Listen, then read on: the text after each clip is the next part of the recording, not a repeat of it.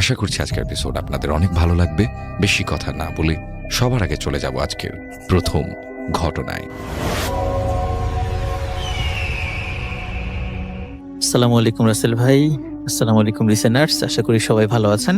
এখন যে ঘটনাটি আমি আপনাদের সাথে শেয়ার করতে যাচ্ছি, এটি একজন ডোমের ঘটনা। ঘটনাটি আনুমানিক 60 কি 70 বছর আগে ঘটেছিল। এই যে ডোম, তার নাম হচ্ছে নাসির ভাই। তার দাদা পেশায় ছিলেন একজন ডোম। জেলার সদর হসপিটালে তিনি লাশ কাটার কাজ করতেন। আর এই ধরনের কাজ করার ফলে তিনি অনেক ভয়ানক ঘটনা নিজের চোখে দেখেছেন। তার দাদা মারা যান মোটামুটি স্বাভাবিকভাবেই। আর এরপর এই নাসির ভাইয়ের বাবাও এই ডোমের পেশা বেছে নেন। কিন্তু এই নাসির ভাইয়ের বাবা ছিলেন কিছুটা ভীতু প্রকৃতির, আর তার মৃত্যুটাও ছিল অনেক ভয়ানক।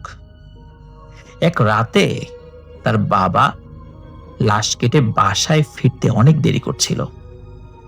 গভীর রাত হওয়ার পরেও তিনি বাসায় আসছিলেন না দেখে বাসার মানুষ চিন্তায় পড়ে যান। বলে রাখা ভালো যে নাসির ভাইয়ের বাড়ি থেকে সেই হসপিটালের দূরত্ব প্রায় 1.5 ঘন্টার পথ।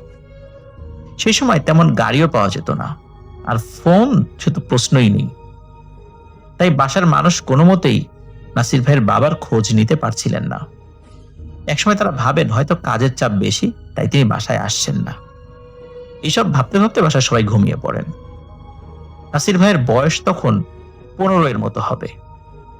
তিনি তখন প্রায় সবকিছুই বুঝতে শিখেছেন। বাবার জন্য চিন্তা করতে করতে তিনিও ঘুমিয়ে পড়েন। রাত আনুমানিক 4টার দিকে তাদের ঘুম ভাঙে কয়েকজন লোকের ডাকে। তার মা দরজা খুলে দেখেন যে কয়েকজন লোক উঠোনে দাঁড়িয়ে আছে। তার মা ভয় পেয়ে যান, জিজ্ঞেস করেন কি হয়েছে, এত রাত্রে আপনারা এসেছেন? তখন বলেন যে আপনারা দ্রুত একটু রেডি হন, আমাদের সাথে যেতে হবে হসপিটালে। তখন তারা বলেন যে এত রাত্রে আপনারা এসেছেন, আপনাদেরকে চিনতে পারছি না, আপনারা কারা? তখন বলেন যে আমরা আসলে হসপিটালের স্টাফ, আপনার স্বামী আর জীবিত নেই, আপনারা তাড়াতাড়ি হসপিটালে চলুন। তো বিশ্বাস করেই বাড়ির সদস্যরা তাদের সাথে রওনা দেন। নাসির ভাইয়ের মা তিনি তো কান্নায় ভেঙে পড়েন, কান্নাকাটি করতে করতেই সবাই রওনা দেন। এই লোকগুলো আসলে কোনো খারাপ লোক ছিল না, কোনো জিনভূত ছিল না, তারা হসপিটালের লোক ছিল। তারা চলে আসে হসপিটালে ওই লোকগুলোর সাথে। হসপিটালে পৌঁছে তারা যা দেখতে পান তা ছিল খুবই ভয়ানক এবং মর্মান্তিক। তারা দেখেন এই নাসির ভাইয়ের যিনি বাবা, তার লাশ কাটা ঘরের সামনে পড়ে আছে। তার ঘাড় থেকে মাথাটা পেছনের দিকে উল্টো করা। বাম হাতের নখ, 2টা নখ সম্পূর্ণ রকমের কাটা। পেটের মাঝখানে নখের আঁচড়। দেখে মনে হচ্ছে কেউ ধারালো ছুরি দিয়ে এক কোপে কেটে ফেলেছে নখ দুটি। লাশের চারিদিকে মাছি ভন ভন করছে, রক্তগুলো কালচে হয়ে জমাট বেঁধে আছে। এসব দেখে নাসির ভাইয়ের মা, নাসির ভাই দুইজনই জ্ঞান হারিয়ে ফেলেন। পরে তাদের মাথায় পানি ঢেলে স্বাভাবিক করা হয়। তারা একটু সুস্থ হয়ে লাশ বাসায় নিয়ে গোসল করিয়ে স্বাভাবিকভাবেই নির্দিষ্ট সময়ে মানুষের উপস্থিতিতে দাফন করে দেন। কিন্তু কেউ তার এমন ভয়ানক মৃত্যুর রহস্য বের করতে পারে না। সবাই ধরে নেয় এটা হয়তো কোনো খারাপ জিনের কাজ, কারণ লাশ কাটা ঘরে এমন ভৌতিক ঘটনা অনেকের সাথেই ঘটে থাকে। ধীরে ধীরে সবাই এই বিষয়টাকে ভুলে যায়। এবার চলে আসি আমাদের মূল ঘটনায়। নাসির ভাইয়ের বয়স তখন আনুমানিক 26 বছর। তিনি তার বাবার সাথে ঘটে যাওয়া ঘটনা ভুলতে পারেননি। তিনি ঠিক করেন তিনিও একই হাসপাতালে ডোম হিসেবে কাজ করবেন, কারণ তার বাবার স্মৃতি প্রতিনিয়ত তাকে কুরে কুরে খেত। তার বাবার সাথে এমন ভয়ানক ঘটনা ঘটার পরও তিনি এই কাজে আগ্রহী হন, যেহেতু তার দাদা এই কাজ করতে করতেই মারা গিয়েছেন, তার বাবাও এই কাজ করতে করতেই অস্বাভাবিকভাবে মারা গিয়েছেন। তিনিও এই কাজ করবেন, তিনি এই কাজ থেকে বিমুখ হবেন না। তিনি সেই হসপিটাল লোকদের সাথে যোগাযোগ করেন। আর ওই সময়টাতে প্রিয় লিসেনার্স, আপনারা জানেন যে তখন কিন্তু এই টাইপের কাজ পাওয়াটা কঠিন কিছু ছিল না। শুধু তখন না, এখনো যদি আমরা চিন্তা করি যে ডোমের কাজ কিন্তু অনেকেই করতে চায় না। কোনো সরকারি সার্কুলার দিয়ে কিন্তু ডোম হিসাবে কাউকে নিয়োগ দেওয়া অনেক কঠিন একটি ব্যাপার, কারণ এই কাজগুলো বিশেষ কিছু মানুষ করে থাকে। এই জন্য লেখাপড়া জানা খুব শিক্ষিত মানুষ এই কাজগুলো করতে অনেক ভয় পায়। যাই হোক, তিনি যখন হসপিটালে যান, সেখানকার অনেকেই তাকে চেনে। তিনি বলেন, তুমি সেই মতি ডোমের ছেলে না? তার বাবার নাম ছিল মতি। নাসির ভাই মানে নাসির সাহেব তার পরিচয় দেন। পরিচয় পাওয়া মাত্র সবাই তাকে সহকারী ডোম হিসাবে সিলেক্ট করেন। বেশ ভালোই কাজ শিখেছিলেন নাসির ভাই। কয়েকদিনের মধ্যেই তিনি এত ভালো কাজ শিখে যান যে লাশ কাটায় তার জুড়ি মেলা ভার। প্রিয় লিসেনার্স, অনেকেই আমরা জানি যে যারা লাশ কাটে তারা কিছুটা মদ্যপান করে থাকেন বা কিছুটা নেশাগ্রস্ত হয়ে থাকেন ওই সময়টাতে। কিন্তু এই নাসির ভাই লাশ কাটার জন্য কখনো কোনো ধরনের নেশা জাতীয় দ্রব্য ছুঁয়েও দেখতেন না। সম্পূর্ণ ঠান্ডা মাথায় উনি কাজ করতে পারতেন। এই কারণে কিছুদিনের মধ্যে তিনি সহকারী ডোম থেকে প্রধান ডোম হয়ে যান। দিন রাত যে কোনো সময় লাশ আসলেই তিনি একাই নিমিষেই লাশগুলো খুবই সুচারুরূপে কাটতে পারতেন এবং সেগুলো খুবই সুন্দর করে সেলাই করে দিতে পারতেন। এমন ঘন সেলাই দিতেন যেগুলো আসলে মানে বোঝাই মুশকিল যে এখানে সেলাই করা হয়েছে, এত সূক্ষ্ম কাজ ছিল তার। নাসির ভাই বলেন, তিনি অনেক ধরনের লাশ দেখেছেন, পচা, গলা, বিষ খাওয়ানো, ফাঁস নেয়া, কিন্তু তার কখনো বিন্দু মাত্র ভয় হয়নি। তিনি লাশ পেলেই ওনার যে বিদ্যা আছে সেই বিদ্যা অনুযায়ী আপন মনে লাশ কাটতে শুরু করতেন। একদিন তিনি একটি পুড়ে যাওয়া লাশ আর একটা অ্যাক্সিডেন্ট হওয়া লাশ কেটে বাসায় ফিরছিলেন। রাত তখন আনুমানিক 10টা। গ্রামের পথ, রাত 10টা মানেই গভীর রাত। নাসির সাহেব মানে নাসির ভাই রাস্তায় একা একা হাঁটছেন আর আজকে সেই পুড়ে যাওয়া লাশের কথা ভাবছেন। কি বিভৎসভাবে পুড়ে গিয়েছিল। পুড়ে যাওয়া লাশগুলা দেখতে কতই না ভয়ঙ্কর হয়। একটি মানুষ জীবন্ত অবস্থায় দগ্ধ হওয়ার সময় কত কষ্ট, কত আর্তনাদ করতে করতে মারা গিয়েছে। এসব কথা ভাবতে ভাবতে কেন যেন আজকে তার শরীর খুব খারাপ লাগছিল। একটা সময় তিনি বমি করে ফেলেন। তিনি ভাবেন হয়তোবা একটানা অনেক কাজ করেছেন, কারণ সেদিন দিনের বেলা এবং রাতের বেলা অনেকগুলো লাশ তাকে কাটতে হয়েছে। আর যেহেতু অনেক স্ট্রেস গেছে তার শরীরের উপরে, এই কারণে তার হয়তো খারাপ লাগছে। তিনি তাড়াতাড়ি বাসার দিকে হেঁটে যেতে থাকেন এবং এই হেঁটে যাওয়ার পথে কয়েকবার বমি হয় তার। বাসা থেকে যখন দূরত্ব আনুমানিক 30 মিনিটের পথ, তখন তিনি অন্ধকারে স্পষ্ট একটি অবয়ব দেখতে পান, যেটা সাদা কাফনের কাপড়ে মোড়ানো, ঠিক তার সামনেই পড়ে আছে। তিনি প্রথমে কিছুই বুঝতে পারেন না, ভাবেন হয়তো মনের ভুল। চোখ কসলাতে কসলাতে তিনি আবার সামনের দিকে তাকান। চাঁদের আলোয় তিনি যা দেখতে পান তার জন্য তিনি মোটেও প্রস্তুত ছিলেন না। তিনি দেখেন সাদা সাদা কয়েকটা সাপ ঠিক সেই অবয়বটার পাশে বসে সেই অবয়বটাকে এক নাগারে ছোবল দিয়ে যাচ্ছে। আর সেই অবয়বটার সাদা কাফন ধীরে ধীরে কালো হয়ে যাচ্ছে। রাতের আধারে রক্তের রং তো আসলে লাল, স্পষ্ট বোঝা যায় না। এই কারণে তার মনে হচ্ছিল ওই রক্ত বের হয়ে যাচ্ছে এবং কালো হয়ে যাচ্ছে। নাসির ভাই এটা দেখার পর ভয়ে রাস্তার এক পাশ থেকে দৌড় দেন। এক দৌড়ে তিনি বাসায় চলে আসেন। এসেই হাত মুখ ধুয়ে তিনি শুয়ে পড়েন। এই বিষয়ে আর কাউকে কিছু বলেন না। পরের দিন তার ঘুম ভাঙে সকাল 10টার দিকে। খবর আসে একটা লাশ এসেছে, তাকে এখনই যেতে হবে। নাসির ভাই তাড়াতাড়ি খাবার খেয়ে বেরিয়ে পড়েন হাসপাতালের উদ্দেশ্যে। তিনি হাসপাতালে গিয়ে দেখেন একটা লাশ কাফনের কাপড়ে পেঁচানো। সামনে গিয়ে মাথা থেকে কাপড় তুলতেই তিনি দেখেন একটা লোক, যার মাথায় আর গালে অসংখ্য ছুরির কোপ, চোখ দুটি যেন বেরিয়ে আসতে চাইছে, জিহ্বাটা অর্ধেক বের হয়ে আছে। এসব দেখেও নাসির ভাই আসলে ভয় পায় না, কারণ এই ধরনের লাশগুলো হর হামেশাই সে কেটেছে। তো সেই লাশটি তিনি কাটেন। লাশ কাটার পর হাত মুখ ধুয়ে তিনি বিশ্রাম নিচ্ছিলেন। হঠাৎ করে তিনি শুনতে পান কেউ তাকে ডাকছে, নাসির, নাসির, এই নাসির, নাসির। এইভাবে তিনি স্পষ্টভাবে 4টি ডাক শুনতে পান, একটা না দুটা না, 4টি ডাক।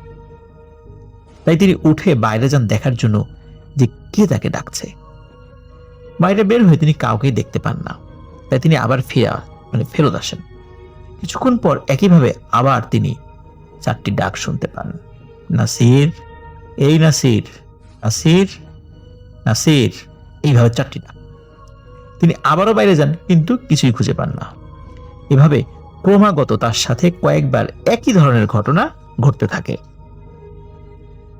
তিনি বিষয়টা কিন্তু বুঝতে পারেন, কারণ লাশ কাটা ঘরে হর হামেশাই কিছু না কিছু ঘটনা টুকটাক ঘটেই থাকে। তিনি দুপুরবেলা বাড়িতে গিয়ে খাওয়া দাওয়া করে ঘুমিয়ে পড়েন। রাতে তার ঘুম ভাঙে একটা শীতল স্পর্শে।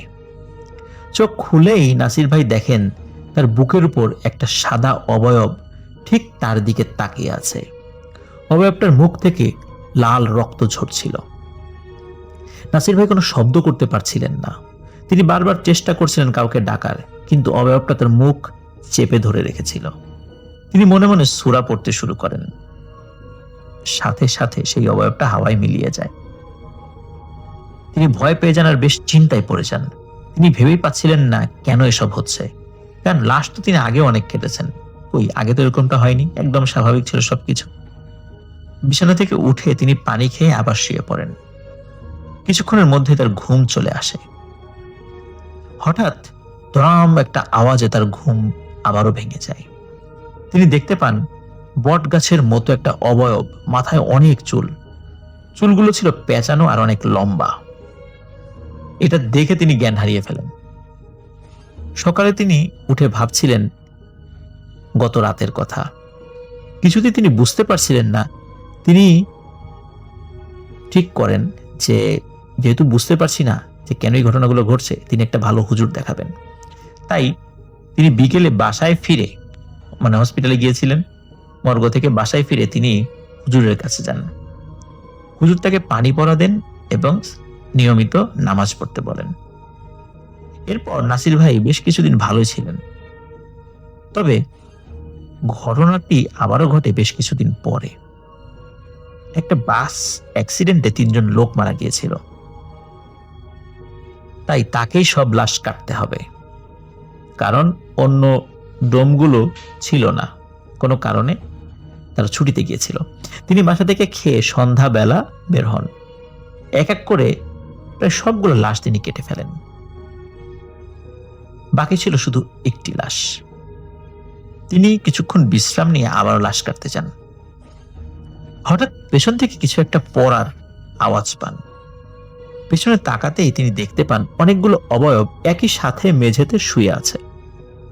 ঠিক অ্যাক্সিডেন্ট হবার পর মৃত মানুষগুলো যেভাবে ছড়িয়ে ছিটিয়ে শুয়ে থাকে, ঠিক সেভাবে।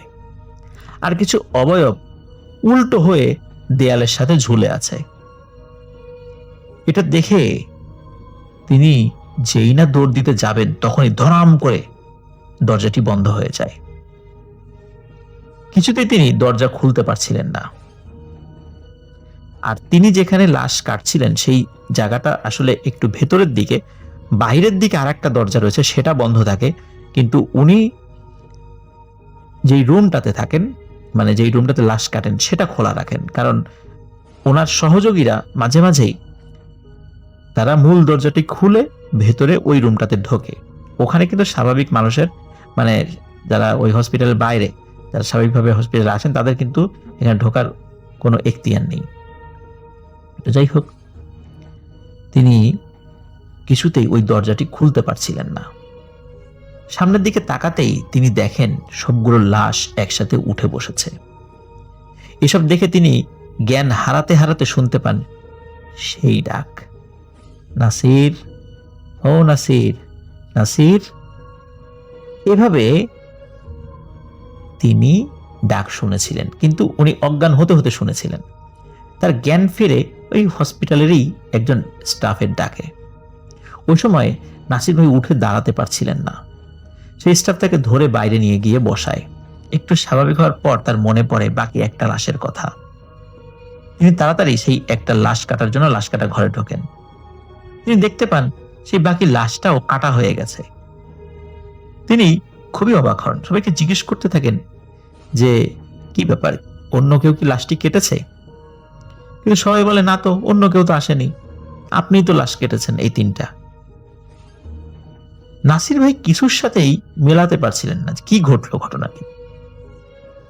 আমি তো এই লাশটি কাটা শুরু করেছিলাম, কেবল লাশ কাটলাম কখন? এটা কেন যে তার সাথে সব ঘটনা ঘটছে তিনি কিছুই বুঝতে পারছিলেন না। বাসায় গিয়ে তিনি একটানা 1 সপ্তাহ অসুস্থ থাকেন। সুস্থ হয়ে তিনি আবারও তার কাজে ফিরে যান।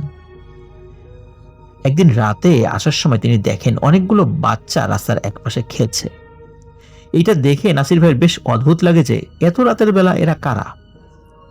চোখের পলকে পরক্ষণে তিনি দেখেন সব বাচ্চাগুলো তার চারপাশে গোল হয়ে ঘুরছে আর বিড়বিড় করে কি যেন বলছে, কিন্তু নাসির ভাই তাদের ভাষা কিছুতেই বুঝতে পারছিলেন না। এবার তিনি চোখ বন্ধ করে লাগান এক দৌড়ে তিনি কাছাকাছি থাকা একটি মসজিদের ভেতরে পৌঁছে যান। মসজিদের দরজাটা আসলে খোলা ছিল, উপরে শেকল আটকানো ছিল না। আর মফস্বল এরিয়া বা গ্রাম এরিয়ার মসজিদ তো স্বাভাবিকভাবেই ওই সময়ে তালা দেয়া থাকতো না, এখন যেভাবে সবসময় তালা দেয়া থাকে। তো তিনি মসজিদের ভিতরে পৌঁছে যান। চারদিকে তখন স্তব্ধ, কোথাও কোনো শব্দ নেই। নাসির ভাই ঠিক করেন এখান থেকে আজ আর বের হবেন না। তিনি মসজিদের ভেতরেই শুয়ে পড়েন।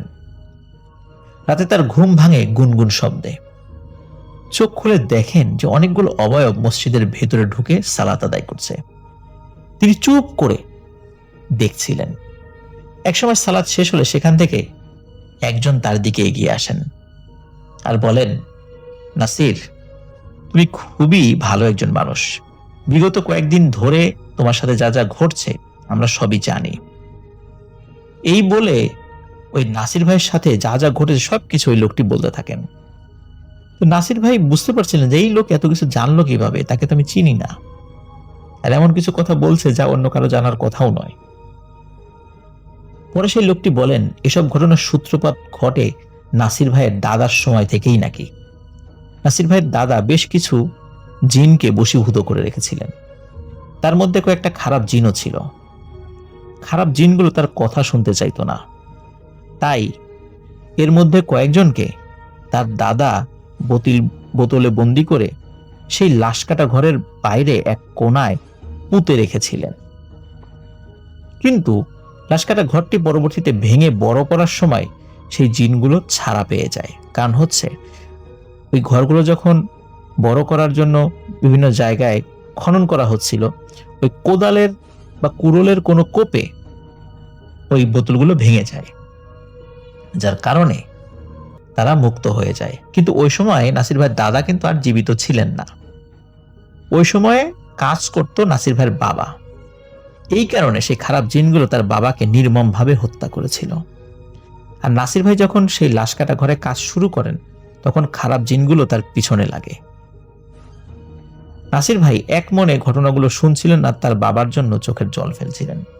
চোখ মুছে তিনি সামনের দিকে তাকাতেই দেখতে পান আর কোথাও কিছুই দেখা যাচ্ছে না।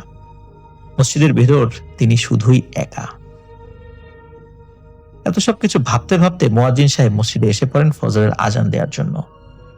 এবার নাসির সাহেব নাসির ভাই বাসায় এসে ঘুমিয়ে পড়েন আর স্বপ্ন দেখেন মসজিদে তার সাথে কথা বলা সেই লোককে। তিনি স্পষ্ট দেখেন সেই লোকটি বলছে, আমরাও তোমার দাদার পালিত জিন ছিলাম, আর তোমাকে সবকিছু জানানোর জন্য বাচ্চাদের বেশ ধরে তোমাকে মসজিদের দিকে নিয়ে আসি। তিনি স্বপ্নে আরো দেখেন সেই লোকটা বলছে, আমরা তোমার কোনো ক্ষতি হতে দেব না, তুমি এখন থেকে নির্ভয়ে তোমার কাজ করতে পারো। সত্যি সত্যি এরপর নাসির ভাইয়ের সাথে আর তেমন কোনো কিছু ঘটেনি। এরপরও তিনি অনেকদিন এই পেশায় জড়িত ছিলেন। তিনি এখনো বেঁচে আছেন। তার বাড়ি মানিকগঞ্জ জেলাতেই। তার গ্রামের নাম রমনপুর।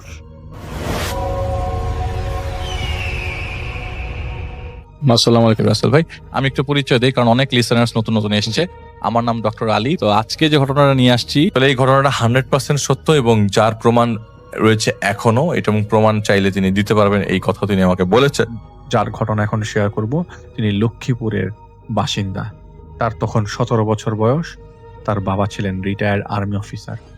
তাদের 2 ভাই 3 বোন। তারা বড় ভাই ছাড়া সবাই মাদ্রাসায় পড়তো, তাই বাংলার উপর তাদের একটু জ্ঞান কম, যার কারণে তিনি ক্ষমা সুন্দর দৃষ্টিতে দেখতে বলেছেন।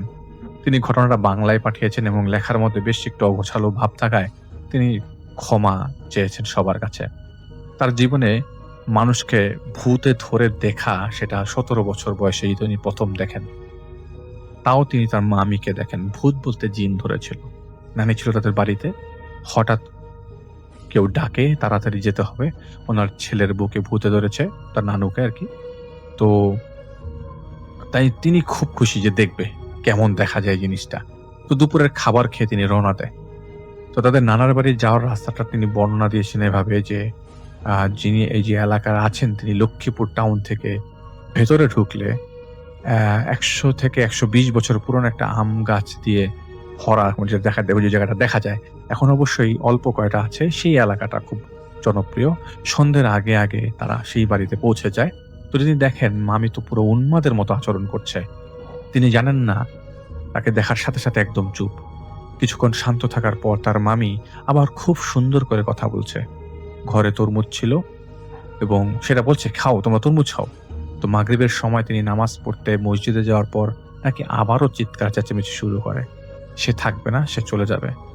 কোথায় যাবে তা জানতে চাইলে তিনি একটা এলাকার কথা বলেন এবং বসুন্ধী বাজার আর শ্মশান আছে, সেখানে যাবে। তো পরে তিনি আবার চুপ হয়ে যান। কিন্তু এই এলাকার সবার ঘরে কারেন্ট ছিল না ওই মুহূর্তে। তাই উনি ওই যেহেতু এটা অন্ধকার ওই এলাকাটা, তো উনি যতক্ষণ ওই বাসায় ছিল ততক্ষণ সবাই চুপ ছিল। উনি শুরু হয়ে যায় চিৎকার। তো তার মামাকে তিনি বলেন যে এরকম করছে কেন? তখন তিনি বলেন, আমি কি করি, আমি তো কিছুই করি না। তার মামিকে বলছে আর কি। তখন আর তিনিও কিছু বলতে পারে না, সে চুপ হয়ে যায়। সে পাগলামি শুরু করে দেয়। পরের দিন সকালে তার মামা আসে সেখানে এবং খবর পেয়ে চলে আসে। একজন হাফেজ আনা হয়। তার মামার ওই হাফেজ, ওনার বয়স থেকে ওই হাফেজের বয়স ছিল 70 থেকে 80 বছরের, কিন্তু ওনাকে দেখে এতটা বুড়ো লাগছিল না। তিনি বাড়ি এসে কোথায় জিজ্ঞেস করলে তার মামিকে দেখাবেন না, তার দিকে তাকিয়ে আছেন। তখন মামাকে জিজ্ঞেস করেন, এই ছেলেটা তোমার বোনের ছেলে না? তো মামা বলেন হুম। তখন উনি বলেন, আরে ওকে একটু দেখে দেখো। তো মামা খুব চিন্তিত হয়ে পড়েন। তো হাফেজ সাহেব মামির উপর অনেক চেষ্টা করেন পিশাচগুলোকে আনার জন্য, কিন্তু ওরা আসছিল না। তো তখন হাফেজ সাহেব বলেন, আমাকে ওই ভাইকে কাছে যেতে বলেন যিনি এই ঘটনা শেয়ার করেছেন। তখন তাকে একটা সূরা পড়তে বলেন এবং একটা গ্লাসে পানিতে ফু দিতে বলেন। তো তিনি তাই করে। এরপর উনি বলেন এই পানিটা ওনার মামির গায়ে ছিটা মারতে। উনি তাই করে। 3 বার পানি ছিটা মারার পর বিকট চিৎকার দিয়ে ওঠে তার মামি এবং তিনি খুব ভয় পেয়ে যান। হাফেজ বলেন যে সবাইকে কিছু করতে পারলেও ও তোমাকে কিছু করতে পারবে না। তো তিনি খুবই অবাক হয়ে যান যে আমি কি এমন স্পেশাল। তখন হাফেজ সাহেব পিশাচগুলোকে বলেন যে আমরা ছাড়াও তো এখানে আরো অনেকে আছে, আমাদেরকে ডাকার দরকার কি ছিল? তখন হাফেজ সাহেব বলেন, অন্যায় করছো তোমরা, ওদেরকে ডাকবো কেন? এরপর পিশাচগুলোর সাথে পিশাচগুলোর অত্যাচারের পরে ওরা সহ্য করে একটা সময় সহ্য করতে না পারে বলে চলে যাবে। তো যাওয়ার আগে সেই পিশাচগুলো বলে যাচ্ছিল যে ওরা এই ছেলেটা যদি চায় আমরা ওর গোলাম হয়ে থাকবো। কিন্তু হাফেজ সাহেব ডিরেক্টলি মানা করে দেন। তখন এই যিনি ঘটনা পাঠিয়েছেন তিনি কথাগুলো শোনার পর মনে মনে চিন্তা করেন, যদি সত্যি এরা আমার গোলাম হয়ে থাকে তাতে কোনো কথাই নাই। তিনি খুব ইয়াং এজের ছিল, তো খুব খুশি হয়ে গেছিল যে তো ভালোই, কেউ গোলাম হয়ে থাকতে চায়, মানে শরীরের মধ্যে যেটা হয় আর কি ইয়াং মানুষের। তখন সেই পিশাচগুলো যেতে যেতে বলে যে এই পরিবারে কিন্তু অনেক সমস্যা হবে। তো এই ভাই শুনে যায় এবং কোনো কিছুতে কান দেয় না। এরপর তিনি তার বাড়িতে ব্যাক করে, নর্মাল তার লাইফ লিড করছিল, বন্ধু বান্ধবের সাথে ঘোরাফেরা, এছাড়া তার কোনো কাজ ছিল না, বাসায় দুষ্টামি এই তো। তো তার একটা বন্ধু ছিল, তার ফ্রেন্ড ছিল, তো ওর নাম রফিক। তো প্রায় সময় তাদের সাথে কথা মানে তার সাথে ঘোরাফেরা করতো। তো তাদের ঘরের পাশে একটা মহিলা, তার হাজবেন্ডের মানে আল্লাহর 12 মাস তাদের পেছনে লেগে থাকতো, এই ভাইদের পেছনে। কখনো তাবিজ করতো, কখনো মেহমান আসলে খারাপ ভাষায় গালাগালি করতো। মনে হতো যে ওদের পাগল হয়ে গেছে, মানে হঠাৎ হঠাৎ পাগল হয়ে গেছে। তো উনি এতটা খেয়াল করতো না, ঘরের কাজ করতো এবং মাঝে মধ্যে দুষ্টামি করতো। একদিন কি হয়েছে, উনি ওনার বোনের পায়ের মধ্যে শিকল পেঁচিয়ে চলে যায় আর কি। ওনার বোন পড়ে যায়। ওনার বোন পড়ে যাওয়ার পরে উনি দেখে যে 2 মিনিট ওনার দিকে তাকিয়ে আছে। উনি কিছু ভাবছে, তো ওনার বোনটা চিৎকার শুরু করে দেয়। উনি ভয়ে দৌড় দেয় ঘর থেকে, ভাবছে যে তোর দুষ্টামির কারণে বোনটা ব্যথা পেয়েছে। তো তিনি দৌড়ে বাসার থেকে বের হয়ে অনেক দূরে চলে যান। তো কিছুক্ষণ পর ওনার চাচি এসে বলে, এই তোর বোন তো মরে যাচ্ছে, তুই তাড়াতাড়ি বাড়িতে যা। তখন তিনি বাড়িতে যেতে যেতে ভাবে, তুমি যদি এই দুষ্টামিটা না করতেন তাহলে এটা হতো না। তো তিনি ভেবে নিয়েছিল যে তার বাসায় গেলে আজকে তার নিস্তার নাই। কিন্তু বাড়িতে গিয়ে দেখে কিসের কি, তার মানে ওনার বোন হঠাৎ করে লুকিয়ে আছে, নিজেকে লুকিয়ে লুকিয়ে চিৎকার করছে। তখন তার আব্বা বুঝতে পারছিলেন এবং তার আব্বা একটা ইমামকে নিয়ে আসেন। ইমাম কিছু করতে পারে না। তো পাশের বাড়ির একজন দাদি সম্পর্কে আছেন, ওনার বাসায় নিয়ে যায়, বলে যে, তো উনি বলেন যে আমার সাথে আসো, দেখি কি হয়েছে। তখন রাত 9টার কাছাকাছি তার বোন তখন শুধু চিৎকার দেওয়া ছাড়া আর কিছুই করছিল না। আর চিৎকার শুনলে মনে হয় যেন ওর গায়ের শরীর থেকে কেউ চামড়া তুলে নিচ্ছে কিছুক্ষণ পর পর। প্রায় 2 ঘন্টা পর তারা একটা বাড়িতে পৌঁছায়, ওই মহিলার বাড়িতে। তো ওনারা ওই মহিলা মানে যে বাড়িটা নিয়ে যায় আর কি, তো ওনার বোনকে তারা দেখে তাড়াতাড়ি করে তার ঘরে নিয়ে যায় এবং ঝাড়ফুঁক করা শুরু করে। তখন যে মহিলার উপর জিন আসে, উনি দেখে মানে উনি ওই ভাইকে দেখে তার দিকে তাকিয়ে আছে। তখন তিনি মনে করছিলেন যে আমার কারণে কি এসব ঘটলো নাকি, কারণ অলরেডি তো তিনি একটা হিন্ট পেয়েছেন যে এই ছেলেকে দেখে রাখতে বলেছে, বা এই ছেলের সাথে কেউ গোলাম থাকতে চেয়েছে, মানে ওনার সাথে কেউ আছে কিনা।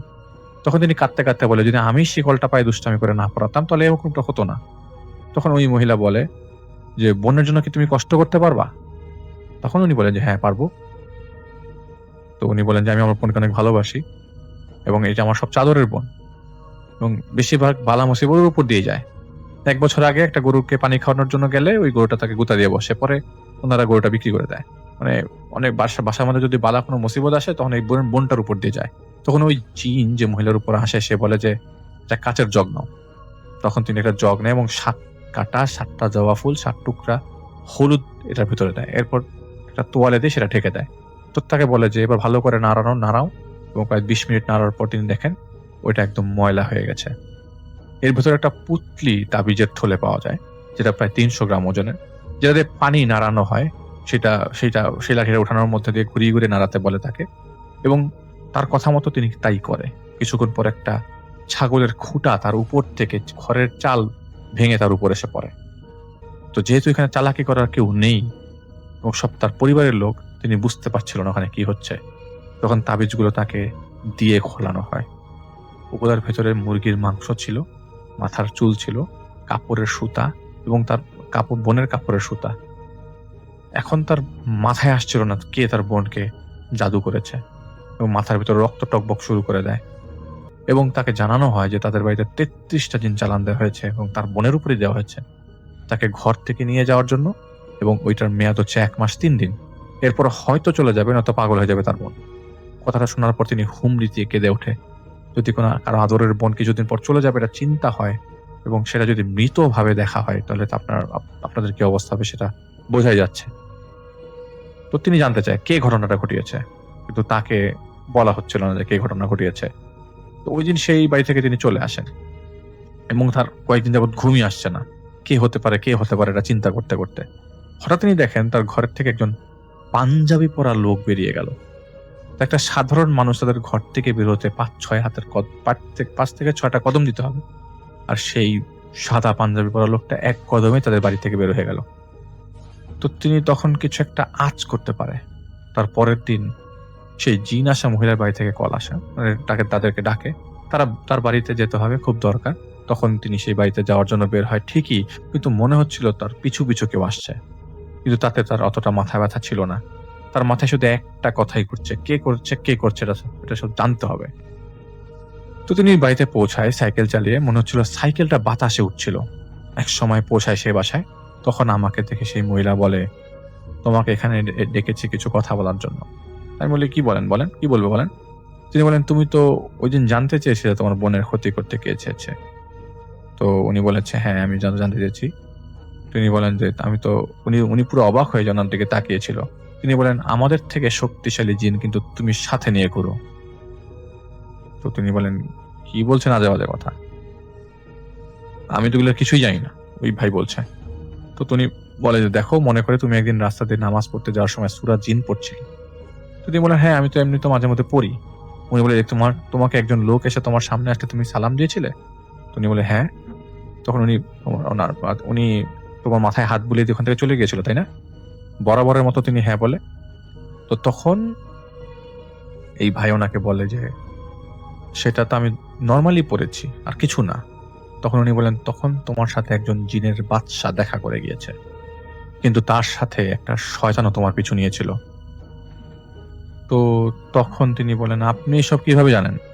তখন উনি বলেন, কাল তোমরা যাওয়ার পর সেই জিনের বাদশা এখানে এসেছিল এবং উনি সব তোমার কথা বলেছেন, আর বলেছে এখন একটা তাবিজ আছে যে তোমার বোনের ক্ষতি করছে তার বাড়ির সামনে। তোমাকে একটা কাজ করতে হবে, একটা সূরা অনেকগুলা বাড়ির সামনে যেয়ে পড়তে হবে। এই সূরার 5 আয়াত তাকে সেই মহিলা বলে দেয় এবং বলেন, এই আয়াতগুলো পড়লে তোমার শরীরে আগুনের মতো উত্তাপ হবে এবং বুঝে যাবে কে এই জিনিসটা করেছে। এবার যাও, তোমাদের আশেপাশে যতগুলা বাড়ি আছে সেখানে যে আয়াতগুলো পড়ো, কে ক্ষতি করেছে তুমি জেনে যাবা। তিনি আরো বলেন, এটা শুধু তোমার বোনের না, তোমার পরিবারের মান সম্মানকে নষ্ট করার জন্য করা হয়েছে। সে যাই হোক না কেন তোমার পরিবারকে শান্তিতে থাকতে দিবে না। তখন তিনি বলেন যে, এবার তুমি যেতে পারো। তো উনি কি করেন, সবার বাড়িতে যাওয়ার সামনে পর তিনি এরকম করে পড়তে পড়তে রফিকের বাড়ির সামনে আসার পর 2টা আয়াত পড়ার সাথে সাথেই তার শরীরে গরম হয়ে যায়। তখন সেই তাবিজটা আরেকটা রিচুয়ালের মাধ্যমে তিনি নিয়ে আসেন এবং এই বাড়িতে আসার পর একটা পরিবার বা বংশের কথা জিজ্ঞেস করলে তার মা বলে যে, তখন মানে তার মাথা আরো বেশি আগুন উঠে যায়। মা বলে যে, এরা তো আমার তার মার বিয়ের পর থেকে এগুলি করে আসছে তার পরিবারের মধ্যে, মানে ওই বংশের কথা, তার ফ্রেন্ডের বংশের কথা বলার পর তার মাকে অনেক কষ্ট করতে হয়েছে সব জিনিসের কারণে। তো তিনি পরে মাথার মধ্যে ঠিক করে ফেলেন যে ওরে ঠিক করে ফেলবো, প্রতিশোধ নেবো, দরকার হলে অনেক কিছু শিখবো। তো তখন কিভাবে হবে, সেটা কিভাবে নিবে মানুষজন, এগুলি চিন্তা সে করে নাই। অনেক খোঁজার পর তিনি একজন মানুষকে খুঁজে পায়। তিনি তার কাছে সবকিছু বলেন। তিনি বলেন, দেখেন, এগুলো শিখতে ওই লোক তাকে বলে যে, তুমি এগুলো শিখতে গেলে কিন্তু বিপদের সম্মুখীন হবা, আবার শেখার পরেও কিন্তু বিপদের সম্মুখীন হতে পারো। মুদ্রা যেমন এই পিঠ থাকে, ও পিঠও আছে। তো তিনি বলেন যে, কেমন? তিনি বলেন যে, মনে করো তুমি একজনকে বান মারলে বা জাদুটনা করলে, এটা তোমারও ক্ষতি হবে। কিন্তু তখন কার কথা কে শুনে? সে তো পাগল, যে না, ওকে তো শায়েস্তা করতে হবে। ওনার সাথে তিনি শেখা শুরু করেন। উনি ছিল সৎ একজন মানুষ, রিক্সা চালিয়ে জীবিকা নির্বাহ করতো। যদিও যেতেন তেমন, মানে যদি কোনো কাজে যেত বা কোনো হেল্প করতে যেত, তিনি কোনো টাকা নিত না। একদিন উনি তাকে বলে যে, তুমি কোথায় আসো, একটা জায়গায় যাবো, চলো। তো ওনার নাম ছিল মাজেদ আলী। তো উনি এসে পরে ওনার কাছে সাথে বলে রওনা দেয় একসাথে করে।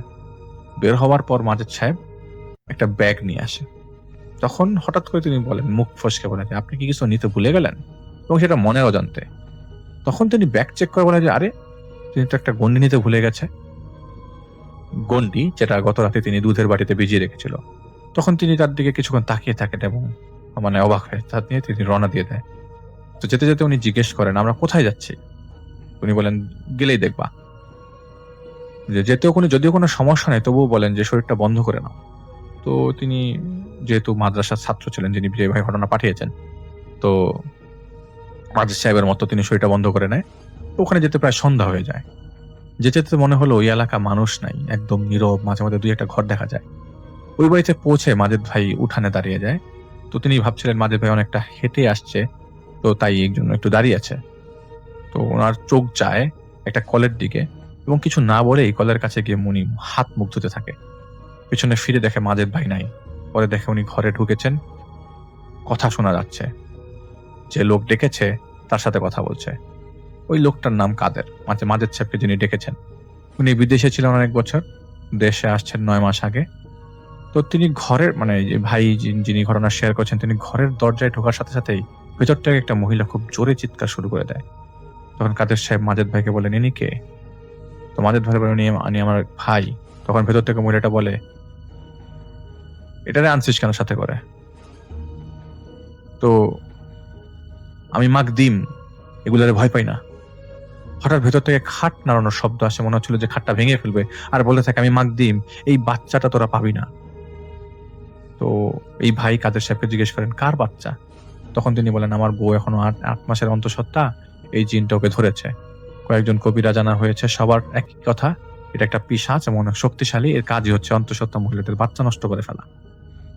তো প্রচুর পানি পিপাসা পেয়েছে সেদিন। তো কলের পানি ছিল কেমন একটা নোনতা টাইপের। তো হাত মুখ ধোয়ার পর তিনি পানি খেতে পারেনি। তো কাদের সাহেবকে বলে, পানি খাওয়াতে পারবেন? ওই কলের মধ্যে কেমন নোনতা লাগছিল পানি। তো ওই বাসাতে তিনি কাদের সাহেব বলেন, পানি খাওয়াতে পারবেন? তো তিনি বলেন, হ্যাঁ, একটু দাঁড়ান। তিনি পানির গ্লাস এনে তার হাতে দিয়ে বলেন, খান। তো মুখে দিতে যাবেন, এমন সময় তিনি দেখেন গ্লাসের ভেতর পোকা। পোকাগুলো তিনি দেখছে, কোনো কিছু মারা গেলে, কোনদিন পচে গেলে এক ধরনের পোকা বের হয়, সেই পোকাগুলো। তখন ভেতর থেকে কাদের সাহেবের ওয়াইফ বলে, কি রে, পানি খাবি না? খা বাবু, খা, পানি খা। তখন কাদের সাহেব বলেন, পানি খান না কেন? তো তিনি বলেন, তিনি যে ভাই ঘটনা শেয়ার করছেন আমাকে, তিনি বলেন যে পানিতে পোকা। তো ওই লোকটা এসে কাদের সাহেব এসে বলে, কই দেখি। তিনি বলেন, কই, কিছুই না তো। তখন মাজেদ ভাই বলে, ও যা দেখে আপনারা তা দেখেন না। তখন এই ভাই ওনার কথা শুনে, ওই কাদের সাহেব ওনার কথা শুনে অবাক।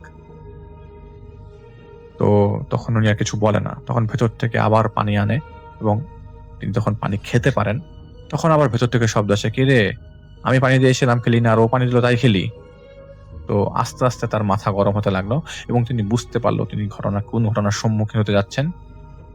তখন এই ভাই বলল, কে তুই, সামনে আয়। তখন সে বলে, আমি মাকদিম। তখন আমি বলি, তিনি বলেন যে, আমি কি করব? তখন সে বলে, কেন রে বাবু, তুই আমাকে তাড়াতে আসছিস না? তো তিনি বলেন, না, আমি তো তোকে তাড়াতে আসিনি, আমার ওস্তাদ আসছে তোর চামড়া ছাড়ানোর জন্য, আমি আসি নাই। তখন হেসে হেসে বলে, রক্ষাগণ্ডি আনতে ভুলে যায়, সে আসবে আমাকে ভাগাতে। হ্যাঁ, আমাকে ভাগাতে আসবে। তখন মাজেদ সাহেব চুপচাপ শুনছে সবকিছু। তখন ওই ভাইকে মাজেদ ভাই বলে যে, আজকের চিকিৎসাটা তুমি করবা। তো তিনি বলে যে, আমি কিভাবে, আমি কিছু জানি না। তো মাজেদ ভাই, আরে আমার দেখা সব থেকে নর্মাল চিকিৎসা এটা, তুমি পারবা ইনশাল্লাহ, তুমি এটা করো। তো তার কথা শুনে তিনি রাজি হয়, কারণ মাজেদ ভাই মিথ্যা বলেন না, তার এটা বিশ্বাস ছিল। তো তিনি বলেন, এখন না, কাজ শুরু করব ফজরের পর, কারণ এই শয়তান অন্ধকারে অনেক শক্তিশালী, তাই ফজরের পর শুরু হবে কাজ। এবং শয়তান রাতের বেলায় তাদের শক্তি বেশি প্রদর্শন করে, যাদের আলোয় না সূর্যের আলো, তারা শুধু অন্ধকারকে পছন্দ করে। তো তারা ওই বাড়িতে ঘুমানোর জন্য যায়, এবং না খেয়ে, কারণ উনি যখনই খাবার দেখছিলেন উনি খালি পোকা দেখছিল। তো মাজেদ সাহেব খায় এবং তার সাথে খায়, এবং তারা শুয়ে পড়ে। তো শুয়ে তিনি বলছিলেন, আচ্ছা, তোমার কি মনে হয় তোমার সাথে কেউ আছে? তো তিনি বলেন, না, আমার তো ওরকম কিছু মনে হয় না। তিনি জিজ্ঞেস করেন, কেন? তো মাজেদ সাহেব বলেন যে, আচ্ছা, ঘুমাও, থাক, পরে কথা হবে, ফজর উঠতে হবে। তো তিনি রাতে আর কিছু ফিল করেননি, কিন্তু মাজেদ সাহেব আর ঘুমাতেই পারেনি। কেন ঘুমাতে পারেনি এটা তাকে বলে নাই। সকালে নামাজ পড়ে উঠানে এসে মাজেদ ভাই 2টা গোল বৃত্ত আঁকে এবং কাদের সাহেবকে বলে, আপনার ওয়াইফকে নিয়ে আসেন, এনে একটা বৃত্তের ভিতরে বসায়। কথা মতো তাই করে কাদের সাহেব। তখন মাজেদ ভাই বলে, একে একে 2 ঘন্টা চেষ্টা করে তাকে শয়তানটা, একে চেষ্টা করে শয়তানটাকে হাজির করবার জন্য, কিন্তু পারে না। তখন মাজেদ ভাই বলে, এটা অনেক বড় শয়তান, আসতেই চাইছে না। তো মাজেদ ভাই তাকে ইশারা করে বলে, তুমি আসো তো, দেখো তো পারো কিনা। তো ওই ভাই তিনি বলেন যে, উনি ভাইকে বলেন মাজেদ সাহেব যে, আমি যা যা বলবো তুমি তা তা বলো।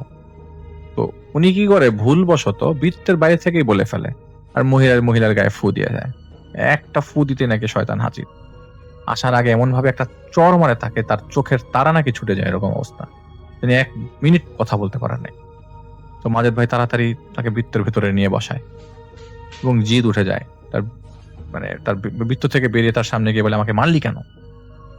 তখন ওই ভাই বলে যে, আমাকে ডাকলি কেন? ওই জিন বলে যে, আমাকে ডাকলি কেন? তো তিনি বলে যে, তোকে আমার চেহারা দেখানোর জন্য। তো বলে যে নে দেখে, এখন উনি বলছেন না দেখলাম, এখন বল ডাকলি কেন? তো মহিলাটাকে কষ্ট দিচ্ছিস কেন?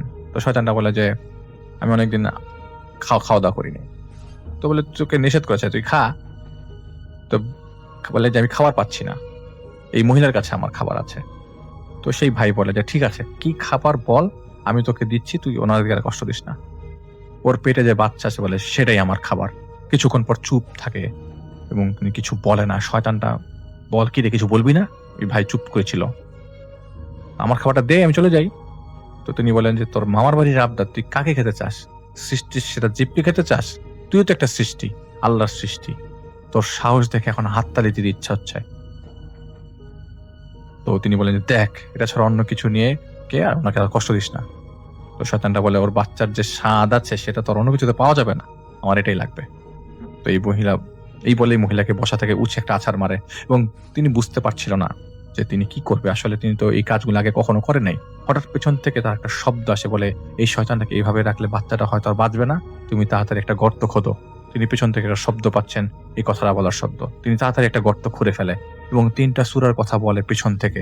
তাড়াতাড়ি সূরাগুলো পরে তিনি বলে যে তিনি গর্তে ফু দাও আর শয়তানটার গায়ে ফু দাও। তিনি তাই করে। এরপর তাকে বলে উপরের মাটিগুলো গুঁড়ো করে গর্তের ভেতর আস্তে আস্তে দিতে থাকো। 3বার দেওয়ার পর দেখো মহিলাটা নিঃশ্বাস নিতে পারছে কি পারছে না।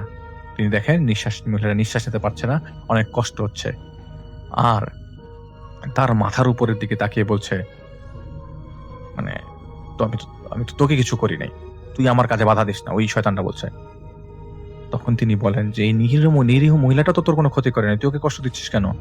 তখন শয়তানটা বলে যে তোর সাথে একটা সন্ধি করি আয়, তোর কাজ করে দিব আমি, তুই আমাকে ছেড়ে দে। তখন তার মাথার মধ্যে সেই প্রতিশোধের কথাটা জেঁকে বসে এবং তার বোনের উপর অমানসিক নির্যাতনের কথা জেঁকে বসে। তখন তার প্রধান উদ্দেশ্যই হয়ে যায় সেটা। তখন তার মহিলাটাকেও বাঁচানোর কথা মাথায় আসে না, কিন্তু আবার তার কিছুক্ষণ পর মহিলার প্রতি মায়া হয় এবং মহিলার জন্য, তার পেটের সন্তানের জন্য মায়া হয়। তখন চিন্তা করে যে মহিলা তো দোষ করে নাই। তো তিনি বলে ঠিক আছে, আমি তোকে মাটি দেওয়া বন্ধ করছি, তোকে ছাড়তে পারি 2টা শর্তে। এই মহিলাকে আর কষ্ট দিবি না এবং ওনার সন্তানের কোনো ক্ষতি করবি না, আর আমার একটা কাজ করে দিবি। ওই শয়তান সাথে সাথে, ওই জিন সাথে সাথে রাজি হয়ে যায়। তুই তাকে বলে তোকে কিভাবে পাবো? সে বলে আমার মাখদিম নাম ধরে 7বার ডাকবি, আমি চলে আসবো। তো তার পেছন থেকে বলছে এটা করিও না, একটা শব্দ আসছে, একটা ভয়েস আসছে, এটা করিও না। তখন তিনি নিষেধাজ্ঞা শোনার তোয়াক্কাই করেনি, কারণ প্রতিশোধ তাকে নিতেই হবে। আসসালামু আলাইকুম রাসেল ভাই, আশা করছি আপনি ভালো আছেন। রাসেল ভাই, আমি শাকিল আহমেদ। আজকে আমি আপনাকে যেই ঘটনাটি শেয়ার করতে যাচ্ছি, এই ঘটনাটা সত্যি একটা হৃদয় বিদারক ঘটনা। আর ঘটনাটা আমি যার কাছ থেকে কালেক্ট করেছি সে হচ্ছে আমার একটা ফ্রেন্ড। সে মেডিকেলের এবার 4র্থ বছরে পড়ে। তো তার সঙ্গে একদিন একজন ডোমের পরিচয় হয় এবং সে নাকি সেই ডোমের কাছ থেকে একটা ভয়ানক ঘটনা শোনে। তো রাসেল ভাই, সেই ঘটনাটাই আজকে আমি আপনার সঙ্গে শেয়ার করছি। যার ঘটনা বলছি তার নাম রহিম মিয়া। তিনি পেশায় একজন ভ্যান চালক এবং পাশাপাশি তিনি মর্গের কাজকর্মগুলো করেন। সাধারণত লাশ কাটা, লাশকে বাড়ি পৌঁছে দেওয়া, আবার কোনোখান থেকে লাশ উঠিয়ে নিয়ে আসা, বিভিন্ন ধরনের মর্গে যে কাজকর্মগুলো থাকে সেই কাজকর্মগুলোই সাধারণত উনি করেন। এবং মাঝে মধ্যে ওনাকে সেই যে মর্গটা ছিল আমাদের আমাদের না, ওই আমার যে বন্ধু ছিল, সেই বন্ধু যে হসপিটালে পড়াশোনা করেন, সেই হসপিটালের সার্বিক দায়িত্ব ছিল সেই রহিম মিয়ার ওপর। রহিম মিয়া কখনো তার কাজকে ছোট করে দেখতেন না। উনি ভ্যান যখন চালাতেন তখন ভ্যান চালাতেন, মানুষের কাজকর্ম করতেন। আবার যখন ওনার মর্গে কাজ পড়ে যেত তখন উনি ওনার সেই ভ্যানটাই নিয়ে আসতেন এবং সেই ভ্যান দিয়ে উনি এই যে লাশগুলো কাটাকাটির পর এই ভ্যান দিয়ে পৌঁছে দিতেন। রাসেল ভাই, ঘটনাটা অনেক আগের, এজন্য হয়তো কিছু কিছু জিনিস আমি বললে আপনি বুঝবেন না, বাট আমি চেষ্টা করব যে যেন ভালোভাবে আপনাকে বুঝিয়ে বলতে পারি। তো যাই হোক, এই যে রহিম মিয়া ছিল, এই রহিম মিয়া তার জীবনে প্রায় 200-রও বেশি লাশ কেটেছে। অনেক মহিলা মানুষ, অনেক মেয়ে মানুষ, অনেক পুরুষ মানুষ, অনেক ছেলে মানুষ, পানি পড়া, আগুনে দগ্ধ হওয়া, বিষ খেয়ে মরা, ফাঁসিতে ঝোলা, অনেক লাশ তিনি কেটেছেন। কিন্তু এক রাতের ঘটনা তার জীবনটাকে একদম পুরা লড়রবড় করে দিয়েছে। কারণ সেই রাতটা ছিল বর্ষার একটা রাত। রহিম মিয়া সাধারণত অনেক ঘুমপ্রিয় মানুষ ছিল। উনি খুব তাড়াতাড়ি ঘুমিয়ে পড়েন। সাধারণত উনি রাত 10টার পর আর জেগে থাকেন না। যদি রাত্রে কোনো লাশ আসে বা রাত্রে ওনাকে কোনোভাবে প্রয়োজন হয়, তাহলে ওনাকে একদমই পাওয়া যায় না এবং উনি সাধারণত সকালবেলা এসে কাজগুলো করেন। কিন্তু যেই রাতের কথা বলছি সেটা বর্ষাকালের একটা রাত। সেই রাতে অজ্ঞাত একটা লাশ আসে হাসপাতালের জরুরি বিভাগে এবং এই জরুরি বিভাগ থেকে রহিম মিয়াকে খবর দেওয়া হয় তিনি যেন রাত্রের মধ্যেই বাড়ি চলে আসেন, মানে হসপিটালে চলে আসেন। এবং এই যে রহিম মিয়াকে খবরটা দিয়েছিল, খবরটা দেওয়ার সাথে সাথেই কেন যেন সেদিন রহিম মিয়া খুব তাড়াহুড়ো করেই হাসপাতালে এসেছিল এবং হাসপাতালে আসার পর ওনাকে বলা হয় এই লাশটা অজ্ঞাত একটা লাশ, এই লাশটার তোমাকে মানে কাটাকাটি যে বিষয়গুলো থাকে এগুলো ভোরের আগেই করতে হবে, কারণ আমাদেরকে কালকে সকাল 10টার মধ্যেই ময়নাতদন্তের রিপোর্ট দিতে হবে, না হলে আমাদের অবস্থা খারাপ আছে। কারণ এইটা নিয়ে নাকি বড় পর্যায়েও কথা বলা বলি হচ্ছে। যাই হোক, ওই রহিম মিয়া তার একটা ছাতা দিয়ে ওই লাশটাকে ঢেকে ঢুকে কোনোভাবে তার যে মর্গের যে জায়গাটা ছিল সেই জায়গায় নিয়ে যায়। মর্গে ছিল লোহার একটা দরজা, কঠিন শক্ত, কারণ তখনকার আমলে এই মর্গগুলো থেকে নাকি কুকুর, বিড়াল, শিয়াল বিভিন্ন ধরনের মানে ভয়ানক জিনিস এসে মর্গের দরজাগুলো খুলে লাশগুলো খেয়ে ফেলতো। আরও অনেক রকমের ভয়ানক ঘটনা ঘটে যাওয়ার পর এই হসপিটালের কর্তৃপক্ষ একটা সেই ভারী লোহার একটা দরজা সেখানে লাগিয়ে দেয়। রহিম মিয়া সেই দরজাটাকে খোলেন এবং লোহার দরজাটা খোলার পর যে লাশটা ছিল সেই লাশটা নিয়ে একটা স্ট্রেচারে রাখার পর সাদা কাপড় দিয়ে সেই লাশটাকে ঢেকে রাখে। তো রাসেল ভাই সর্বপ্রথম তাকে যে কাজটা করতে হয়, যে লাশটাই নিয়ে আসুক না কেন সেই লাশটার নাম, ঠিকানা এবং সময় তাকে লিখে রাখতে হয়, কারণ যে কোনো সময় তার এই প্রয়োজনীয় জিনিসগুলো লাগতে পারে। এরপর কাগজপাতি নিয়ে এসে রহিম মিয়া লিখল অজ্ঞাত পুরুষ, আনুমানিক বয়স 50, কোথায় মানে বাড়ি, কোথায় ঘটেছিল, এইগুলা কোনো কিছু না লেগে শুধু এতটুকু লিখে সেটা রেখে দেয় এবং রেখে দিয়ে তিনি সরাসরি সেই লাশটার দিকে যান এবং তাকে যেই সাদা কাপড় দিয়ে ঢেকে রাখা ছিল সেই সাদা কাপড় দিয়ে যখন মুখটা সরালো তখন দেখলো মুখটা অদ্ভুত রকমের শান্ত, কিন্তু লোকটার ডান চোখটা এখনো খোলা। বাম চোখটা বদ্ধ, কিন্তু ডান চোখটা এখনো খোলা আছে।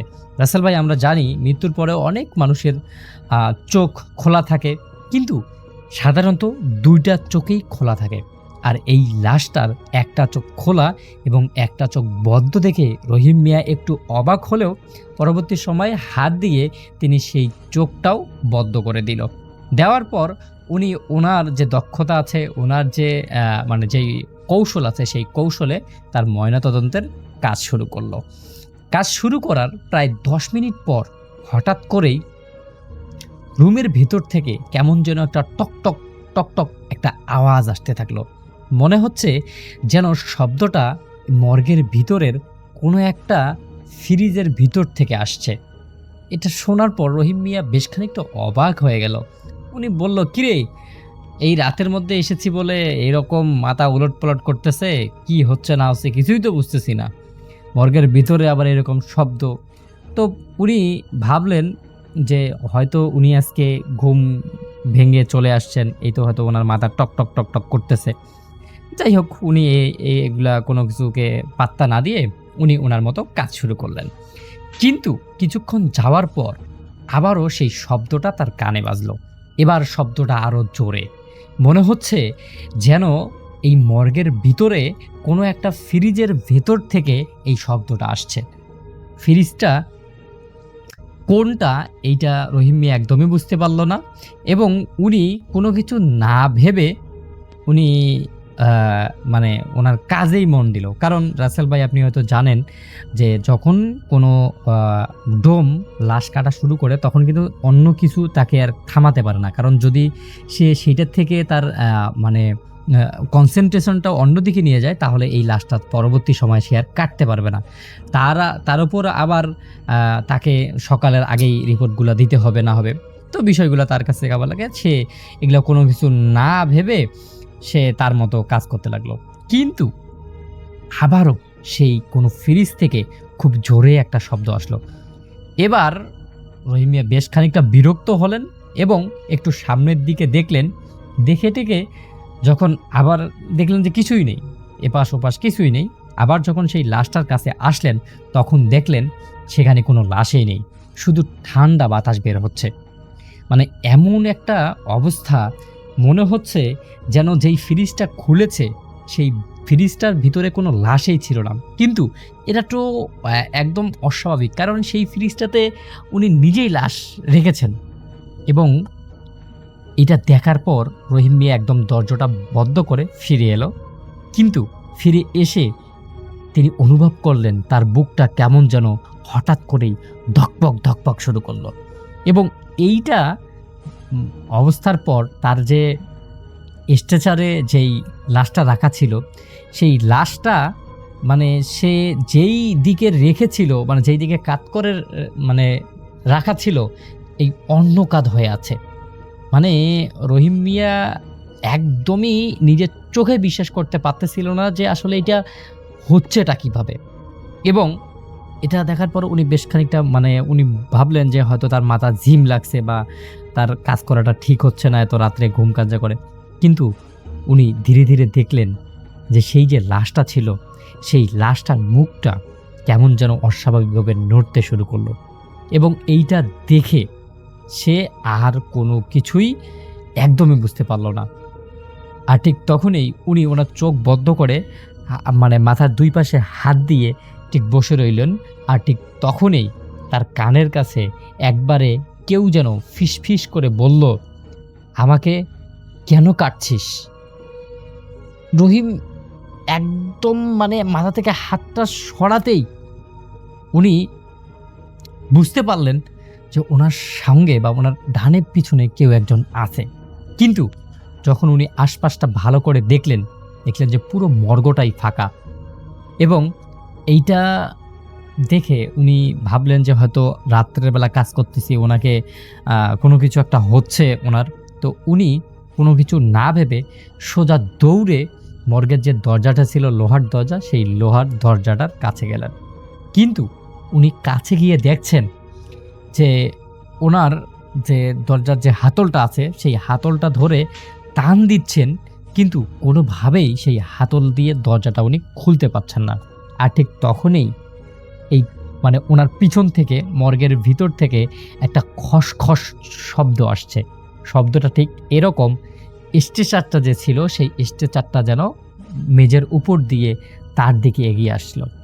আর ঠিক তখনই রহিম মিয়া যখন পিছনের দিকে তাকালো তখন দেখলো স্ট্রেচারের থেকে যে লাশটা ছিল সেই লাশটা মেঝের মধ্যে একদম স্পষ্টভাবে দাঁড়িয়ে আছে। লাশটার পা নেই, হাত একটা নেই এবং মুখের একটা অংশ নেই। মানে রহিম মিয়া যেই যে অংশগুলো কেটেছিল বা যেই যে অংশগুলো আর কি পরীক্ষা করার জন্য উনি মানে সংরক্ষণ করেছিল, সেই অংশগুলো ওই লাশটার ভিতরে নেই। কিন্তু লাশটা দাঁড়িয়ে আছে মেঝে থেকে প্রায় 1 ইঞ্চি উপরে ভাসছে। এইটা দেখে রহিম মিয়ার মুখ থেকে একদমই কোনো শব্দ বের হলো না। উনি একদম নিঃশব্দ হয়ে সেখানে দাঁড়িয়ে থাকলো। এরপর উনি স্পষ্টভাবে দেখছেন সেই যে লাশটা আছে সেই লাশটা ধীরে ধীরে তার দিকে এগিয়ে আসতে লাগলো। এবং এর চেয়েও সব থেকে ভয়ানক ব্যাপারটা ছিল সেই লাশটার যে মুখ বা হাত যেগুলো ছিল এগুলো একদমই নড়তেছিল না, কিন্তু লাশটা কেমন যেন ভিতর থেকে কথা বলছে। মানে মুখ একদম বদ্ধ করা আছে, কিন্তু সেই লাশটার ভিতর থেকে একটা শব্দ আসতেছে, তুই তো আমাকে চিনিস, তাহলে আমাকে কাটতেছিস কেন? মানে কর্কশ মেজাজে খুব রাগান্বিতভাবে এরকম একটা কথা তার দিকে আসছে। আর ঠিক তখনই রহিম মাথা নাড়তে নাড়তে একদম আস্তে করে পিছনের দিকে চলে গেল আর বলল, না, আমি তো আপনাকে চিনি না, আপনি কে? এই কথাটা বলার সাথে সাথেই সেই লাশটা রহিম মিয়ার আরও কাছাকাছি চলে এলো। তারপর হঠাৎ করেই সেই যে লাশটা ছিল সেই লাশটার মুখটা অস্বাভাবিকভাবে বিকৃত হয়ে গেল। তখন সেই বিকৃত মুখ থেকে আরও একটা শব্দ আসলো। রহিম মিয়াকে উদ্দেশ্য করে সেই লাশটা বলল, চিনবি না কেন আমাকে? তোর তো আমাকে চেনার কথা। আর সেই মুহূর্তেই রহিম মিয়ার মাথায় একটা পুরনো ঘটনা মনে পড়ে গেল। আজ থেকে 25 বছর আগে রহিম মিয়া যখন এই মর্গে নতুন ডোমের কাজ করেছিল, তখন একটা অজ্ঞাত লাশ এসেছিল। সেই লাশটার ময়না তদন্ত করেছিল সেই রহিম মিয়া নিজেই। তখন তিনি অতটাও অভিজ্ঞ ছিলেন না, কিন্তু তার স্পষ্টভাবে মনে পড়তেছে যে সেই লাশটারও ডান চোখটা খোলা ছিল। আর ময়নাতদন্তের আগে রহিম মিয়া লক্ষ্য করেছিল লোকটার ডান হাতে একটা পুরনো পোড়া দাগ আছে। ঠিক একই রকমের ওই আগের লাশটাতেও এমন একটা দাগ ছিল। যখন এই রহিম মিয়ার মাথায় এই জিনিসটা মনে পড়ল, আর ঠিক তখনই রহিম মিয়া কাঁপতে কাঁপতে সেই লাশটার দিকে তাকালো আর দেখলো যেই হাতটা এখনো কাটেনি সেই হাতটার মধ্যে সেই স্পষ্ট একটা দাগ উনি দেখতে পাচ্ছেন। যখন এটা দেখে রহিম মিয়া একদমই অবাক হয়ে তুমড়ে মুচড়ে সেখানে পড়ে গেল। আর ঠিক তখনই লাশটা বলল, 25 বছর আগে তুই আমার শেষ কথাটা শুনিসনি, আজকেও শুনলি না। এই কথাটা শুনেই রহিম মিয়ার চোখ দিয়ে অঝরে পানি ঝরা শুরু করলো, কারণ সেই রাতের কথা রহিম মিয়া আর কখনো ভুলতে পারেনি। 25 বছর আগে ওই অজ্ঞাত লাশটা মর্গে আনার পর রহিম মিয়া নাকি স্পষ্ট শুনেছিল, আমাকে এখানে রেখো না। খুবই করুণ একটা সুরে এই কথাটা বলেছিল, কিন্তু তখন সে ভেবেছিল এটা হয়তো কল্পনা, এটা হয়তো অন্য কোনো চিন্তা, এটা হয়তো অন্য কোনো ধারণা। এবং পরদিন সকালে উনি রিপোর্ট সব কিছু তৈরি করে সেই অজ্ঞাত লাশটাকে আবার জমা দিয়েছিল। কিন্তু এই যে ব্যাপারটা আছে, এই ব্যাপারটা রহিম মিয়ার এবার স্পষ্টভাবে মনে পড়েছে। রহিম মিয়া বুঝতে পারলো যে আজকে সেই মানুষ আবার ফিরে এসেছে। এটা শোনার সঙ্গে সঙ্গে এইটা যখন অনুধাবন হলো, তার সঙ্গে সঙ্গেই মর্গের যে বাতিগুলো ছিল সেই বাতিগুলো হঠাৎ করে একসঙ্গে ধূপ করে নিভে গেল এবং অন্ধকার মধ্যে থেকে একটা শব্দ রহিম মিয়ার পুরো কানকে তছনছনছ করে দিচ্ছে। শব্দটা এরকম, এবার তোকে আমার সঙ্গে যেতে হবে। এই কথাটা শুনেই রহিম মিয়া খুব জোরে চিৎকার করে উঠল এবং তারপর মুহূর্তেই পুরো হসপিটালের বিদ্যুৎ একদমই চলে গেল। তার কয়েক সেকেন্ড পর হাসপাতালের নিরাপত্তা কর্মীরা মর্গের দরজা মর্গের দরজা টোকা দিল, কারণ অন্ধকারের মধ্যে রহিম মিয়া কী করছে সেটা দেখার জন্য। কিন্তু রহিম মিয়া ভিতর থেকে কোনো কিছুই আসতেছিল না। এই ঘটনা আর কি তারপরে শুনেছে। তখন তারা সেই যে দরজাটা ছিল সেই দরজাটা ভেঙে ফেলে, অনেক কষ্ট করে ভেঙে ফেলে, এবং ভেঙে ফেলার পর যা দেখলো তার সবাই অবাক হয়ে যায়। সবাই দেখে রহিম মিয়া মেঝেতে অচেতন অবস্থায় পড়ে আছে, আর তার পাশে যে স্ট্রেচারটা ছিল সেই স্ট্রেচারটার মধ্যে লাশটা নেই, শুধু সাদা একটা কাপড় পরে আছে। সেই নিরাপত্তা কর্মীরা তাড়াতাড়ি করে রহিম মিয়াকে হাসপাতালে ভর্তি করে এবং রহিম মিয়ার ভোরবেলায় জ্ঞান ফিরে। তখন সবাই তাকে জিজ্ঞাসা করে, কি রহিম মিয়া, তোমাকে যে গত রাত্রে লাশটা দেওয়া হয়েছিল সেই লাশটা কোথায় গেল? রহিম মিয়া কোনো উত্তর দিতে পারে না, শুধু মর্গের দরজার দিকে তাকিয়ে ফুফিয়ে ফুফিয়ে কাঁদতে কাঁদতে বলে, ওটা লাশ ছিল না, ওটা যে কী ছিল আমি বুঝতে পারতেছি না। উপস্থিত সবাই অবাক হয়ে যায়। তখন সবাই বলে যে রহিম মিয়া কি পাগল হয়ে গেল নাকি? রহিম মিয়াকে বলে যে ওটা যদি লাশ না থাকতো ওটা কী ছিল? তখন রহিম মিয়া ফিসফিস করে বলল, ও আমার 25 বছর আগের পুরনো একটা ভুল ছিল। সেই দিন থেকে আজ পর্যন্ত আমার একবারও মনে হয়নি সেইটা আমার ভুল ছিল। কিন্তু এটা শুনে ওখানকে উপস্থিত যারা ছিল তারা অনেকেই বুঝতে পারতেছিল না যে আসলে রহিম মিয়া বলতে চাচ্ছে কি। তখন 25 বছর আগের ডায়েরি খুঁজে বের করা হয় এবং সেই ডায়েরিতে সেম সময়ে, সেম অবস্থায়, সেম দিনে, সেম তারিখে একটা লাশ এসেছিল এবং সেই লাশটাও ছিল এরকম অজ্ঞাত একটা লাশ। তখন উপস্থিত যারা ছিল তারা সবাই বুঝতে পারে যে আসলেই এইটা একটা ভৌতিক ঘটনা।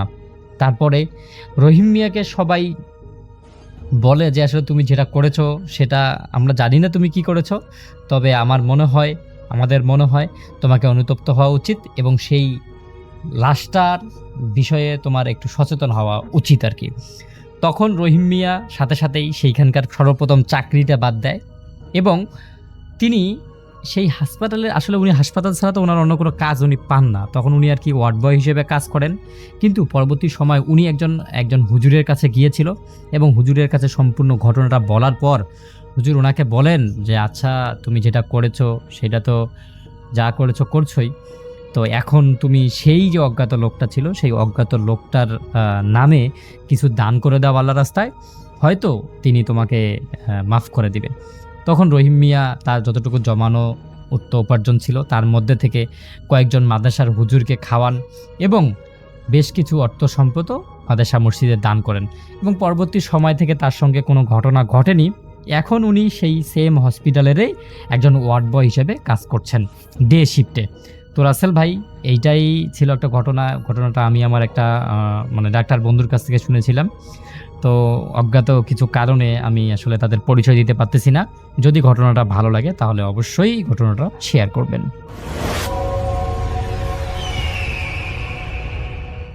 আসসালামু আলাইকুম। তাদের সবাইকে সাদর আমন্ত্রণ জানাচ্ছি। আমি আহমেদ বাবু। কেমন আছেন আপনারা? আশা করি সবাই ভালো আছেন। আমি আল্লাহর রহমতে ভালো আছি, আলহামদুলিল্লাহ। এই কাহিনীটি হচ্ছে সাগরের বড় ভাই টগরের কাহিনী। সাগর এই কাহিনীটি পাঠিয়েছেন ঝিনাইদহ জেলা থেকে এবং 2000 সালের কাহিনী। এটি বেশ অনেক বছর আগের, অলরেডি প্রায় 22 বছর হয়ে গেছে। তো সাগরের বড় ভাই টগর ছিল বেশ ডানপিটে টাইপের এবং সে হেন কোনো যন্ত্রণা তার পরিবারকে দিত না এমন কিছু তিনি বলা ছাড়েননি। তিনি বেশ যন্ত্রণা দিতেন, যদিও এখন সাগরের ভাষ্যমতে এখন তিনি বেশ শান্ত একজন মানুষ, বেশ রেসপন্সিবল একজন মানুষ। তবে সেই সময়কার কথা, সেই কাহিনীর সময়কার কথা, সাগরের বড় ভাই তখন ছিলেন বেশ ডানপিটে এবং তিনি বেশ যন্ত্রণা দিতেন পরিবারকে। তো সেই সময়কার কথা, তিনি তখন কেবল এইচএসসি পাশ করেছেন এবং তার বন্ধু বান্ধব আড্ডা অনেক বেশি। তো এরকম একটা সময় তিনি যেটা করলেন, তার বাবা তাকে দায়িত্ব দিয়েছিলেন তাদের গ্রামের কিছু ফসল বিক্রি করে টাকা নিয়ে আসতে। তো তিনি যেটা করলেন, সে গ্রামে সেই ফসল বিক্রি করে টাকাটা না এনে তিনি টাকাটাকে খরচ করে ফেললেন একটি বাইসাইকেল কিনে এবং এই বাইসাইকেল নিয়ে তিনি ঘুরে বেড়ানো শুরু করলেন এবং তিনি পরবর্তী পড়াশোনা বা কোনো কার্যক্রমের দিকে নজর দিচ্ছেন না। এই ঘটনা যখন সাগরের বাবা জানলেন সে বাইসাইকেলের খবর, তিনি প্রচন্ড রাগ করলেন ছেলের উপর এবং ছেলেকে বাসা থেকে চিৎকার চেঁচামেচি করে এবং মারধর করে বের করে দিলেন বাসা থেকে। সাগরের বড় ভাই তখন প্রচন্ড রাগে বাসা থেকে এবং অপমানিত হয়ে বাসা থেকে বেরোলো এবং সে আশ্রয় নিল তার নানার বাড়িতে। তো নানার বাড়িতে যেখানে আশ্রয় নিয়েছেন, সেখানে নানার বাড়িতে যে তার যত ক্ষোভ, যত মনের অভিযোগ সব নানাকে বললেন এবং নানা বললেন আচ্ছা তুই থাক এখানে, অসুবিধা নাই, তোর বাপ যখন আসে তখন দেখা যাবে। তো তিনি বেশ কয়েকদিন বেশ আরামেই থাকলেন, ঘোরাফেরা করলেন এবং গ্রামেও তিনি বেশ জুটিয়ে নিয়েছেন বন্ধু বান্ধব, বেশ ঘোরাফেরা শুরু করেছেন। এই সময় সাগরের বাবা গিয়ে হাজির হলেন সাগরের নানা বাড়িতে এবং যখন সাগরের ভাই খবর পেলেন তার বাবা এসেছে, সে বাবার ভয়ে সেখান থেকে পলায়ন করলেন। তো তিনি বাসা থেকে পালিয়েছেন আসলে এবং তিনি শুনেছেন যে তিনি যেখানে বসেছিলেন তার বাবা সেই দিকে আসছে। তো তিনি সেখান থেকে দৌড়ে পালালেন এবং দৌড়ে পালিয়ে তিনি আরেকটা দোকানে গিয়ে সেখানে যে বসে তিনি কথা বলছিলেন, তিনি ওয়েট করছেন, যে দূর থেকে দেখলেন যে তার বাবা আসছে। তোর বাবাকে আসতে দেখে তিনি সেখান থেকে পালালেন। তো তিনি যে পালিয়েছেন, বাবাকে খুব ভয় পেতেন অবশ্য। তিনি যত দুষ্টুমি করতেন, যতই বাবার টাকা মেরে দিয়ে সাইকেল কিনেছেন, যাই করেছেন, বাপকে খুব ভয় পেতেন তিনি। তো তিনি সেখান থেকে পালাতে পালাতে তিনি গিয়ে উঠলেন সেখানকার একটা পুরানো হাসপাতাল ছিল তাদের ওখানে। সে পুরাতন হাসপাতালে ঢুকে গেলেন তিনি। তো সেই হাসপাতালের নিচতলায় গিয়ে তিনি দেখলেন যে সেখানে কিছু রোগী বসে আছে যারা টিকিট কেটে আছে, ডাক্তার সাহেব দেখবেন। তো সেই নিচে বসে থাকলে তিনি দেখলেন যে তিনি খুব একটা কভার পাবেন না, কারণ মাত্র কয়েকজন রোগী বসা। তিনি সিঁড়ি বেয়ে উপরের দিকে উঠে গেলেন।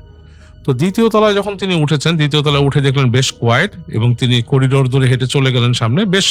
তখন তার বেশ ভালো লাগা শুরু করেছিল, কারণ তিনি নিচে তাকিয়ে দেখছেন যে একটা গ্রামের পুরনো হাসপাতাল, তার মাঝখানে বেশ একটা কম্পাউন্ড, সেখানে বেশ বড় নারিকেল গাছ আছে এবং আশেপাশে কিছু ফুল গাছও লাগানো আছে। তার কাছে বেশ লাগছিল, কিন্তু বেশ নির্জন।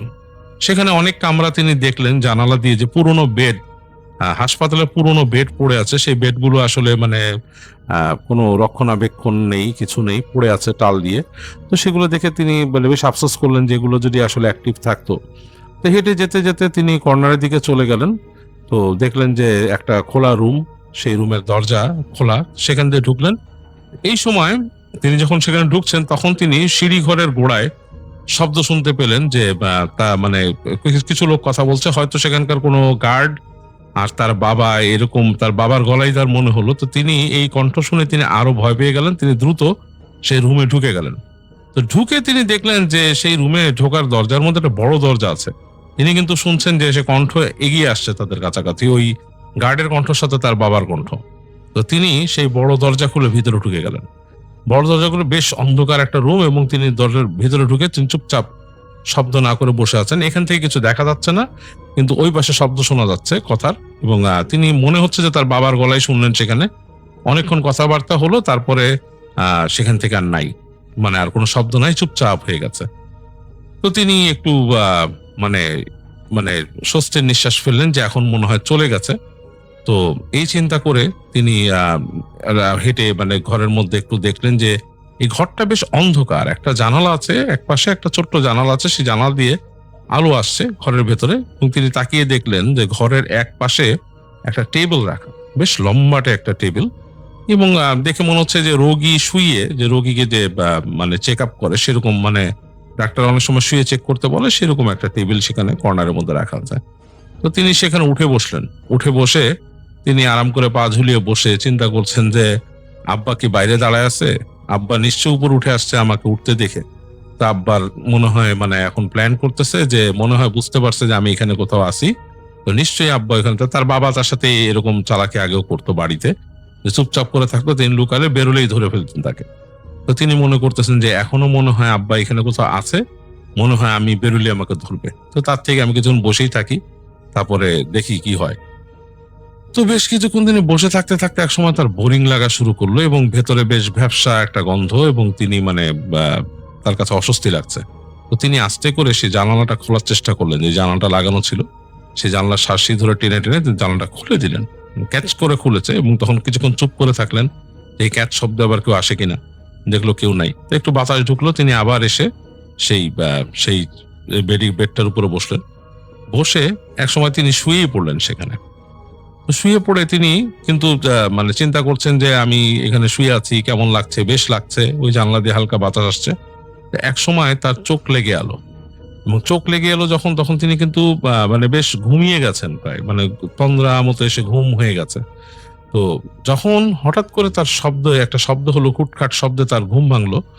তো তখন তিনি তাকায় দেখেন যে বাইরের দিকে আলো বেশ কমে গেছে, মানে তখন মানে বেশ অন্ধকার হয়ে গেছে, মানে বিকাল গড়িয়ে গেছে তখন।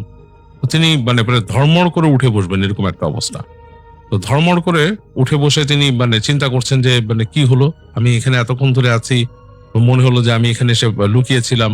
তো উঠে তিনি রওনা দিলেন সেই দরজার কাছে, দরজা খুলবেন। ঘর কিন্তু বেশ অন্ধকার হয়ে গেছে, কারণ বাইরে অন্ধকার নেমে আসছে।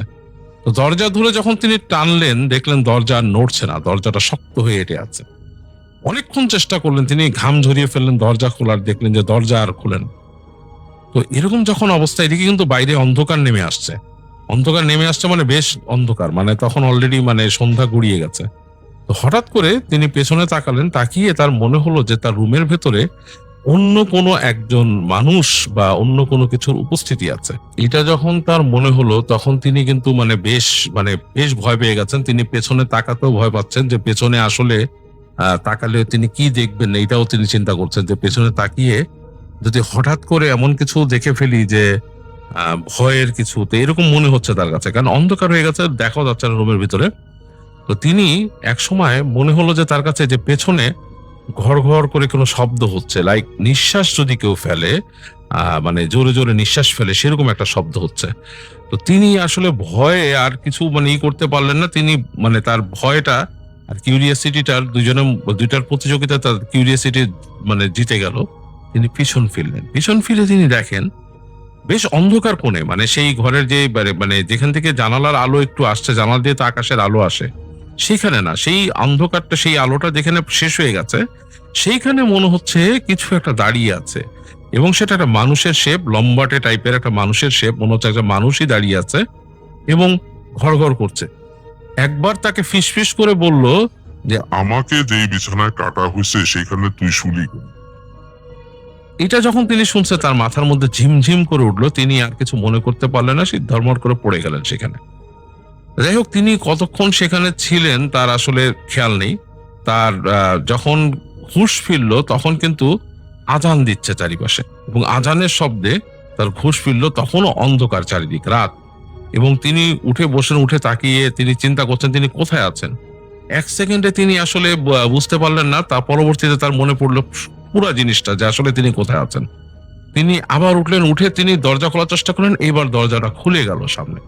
দরজাটা খুলে যাওয়ার পর তিনি দ্বিতীয় দরজাটা খুললেন এবং দৌড় দিলেন। দৌড় দিয়ে পুরো করিডোর পার হলেন, এবং তার কাছে মনে হচ্ছিল যে করিডোরটা এমনই একটা জায়গা যে কোনো দরজা দিয়ে যে কোনো সময় হুড়হুড় করে তার দিকে কেউ ছুটে আসবে। এটা তার মধ্যে একটা ভয়ের ফিল এরকম হচ্ছিল যে যেই দরজাগুলো তিনি দেখছেন মনে হচ্ছে যে কোনো সময় যে কোনো মানুষ বা কোনো কিছু ছুটে আসবে, এবং মনে হচ্ছে তার পেছনেও কিছু আসছে। তিনি হুড়মুড় করে নিচে নামলেন। নেমে এসে সিঁড়ি দিয়ে যখন নিচে নামলেন, নেমে দেখলেন সেই জায়গাতে একটা ছোট্ট আলো জ্বলছে। এতক্ষণ কিন্তু আলো ছিল না, অন্ধকার। একটা ছোট্ট বাতি জ্বলছে, সেটার আলো আছে, কিন্তু হাসপাতালের যে মূল সদর দরজা, কেচি গেট, সেটা বন্ধ, তালা মারা।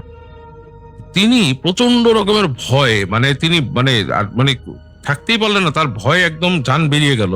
তিনি গেটের কাছে যে কাঁদছেন আর বলছেন, আমার দরজা খোল, দরজা খোল, চিৎকার করছেন। অনেকক্ষণ হয়ে গেল, কেউ নেই, এবং তার সেই কান্নার শব্দ শুনে হঠাৎ তিনি খেয়াল করলেন যে তার যে হাসপাতালের দরজার কাছে একটা ভ্যান গাড়ি মনে হয় থামছে। তো সেখান থেকে এক ভ্যানওয়ালা আর কি, সে নেমে এসে বলে, কে? ভ্যানওয়ালাও ভয়ে ভয়ে তাকাচ্ছে, কে? তো তিনি ভ্যানওয়ালা চিৎকার করে কেঁদে কেঁদে বললেন যে, আমি এখানে আটকা পড়ছি, আমাকে বাঁচান। তো ভ্যানওয়ালা পরে শুনে কাছে আসলো, এসে শুনলো সে আটকা পড়ছে। তো ভ্যানওয়ালা গেল, কিছুক্ষণ তার ভ্যান রেখে গেল। সে একটু পরে সেই এক লোক নিয়ে আসলো, যেই লোক হচ্ছে হাসপাতালের দারোয়ান। সে গেট খুলে তাকে বের করলো। বের করার পরে তিনি আর তার তেমন কিছু খেয়াল নেই, তার গায়ে তখন আকাশ পাতাল জ্বর এসে গেছে। তো তাকে সেই ভ্যানে তুলে দেওয়া হলো। সেই ভ্যানে করে তাদের বাড়িতে নিয়ে আসা হলো। বাড়িতে আনার পর নানা বাড়িতে, তো সেখানে আসার পর তো সেই সাগরের বড় ভাইকে পেয়ে সাগরের নানা তো একদম পাগলের মতো অবস্থা, এবং তার বাবাও ছিল, বাবাও কান্নাকাটি করতেছে, কারণ বাবা কখনো আশা করেনি ছেলের এই অবস্থা হবে। প্রচন্ড জ্বর ছেলের গায়ে, এবং সারা রাত তারা সাগরের বড় ভাইকে পানি পট্টি দিল, এবং অনেক চেষ্টা করলো শুশ্রূষা করার, এবং সকালের দিকে তার জ্বর আরো বেড়ে গেল, এবং এমন একটা পর্যায়ে মনে হচ্ছে তার শরীর পুড়ে যাচ্ছে। তো তখন এক হুজুরকে আনা হলো তাদের কাছাকাছি নিকটস্থ মসজিদ থেকে, যে ছেলে মনে ভয় পাইছে। তো সেই হুজুর এসে তাকে দোয়া পড়ে দিল, দোয়া পড়ে এবং তাকে কিছু চিকিৎসা করলেন। তিনি ধর্মীয় নিয়মে চিকিৎসা করলেন, করে বললেন যে তাকে ওষুধ খাওয়ান, ডাক্তার আনেন, আশা করি ইনশাল্লাহ সুস্থ হয়ে যাবে। প্রচন্ড ভয় পাইছে সে।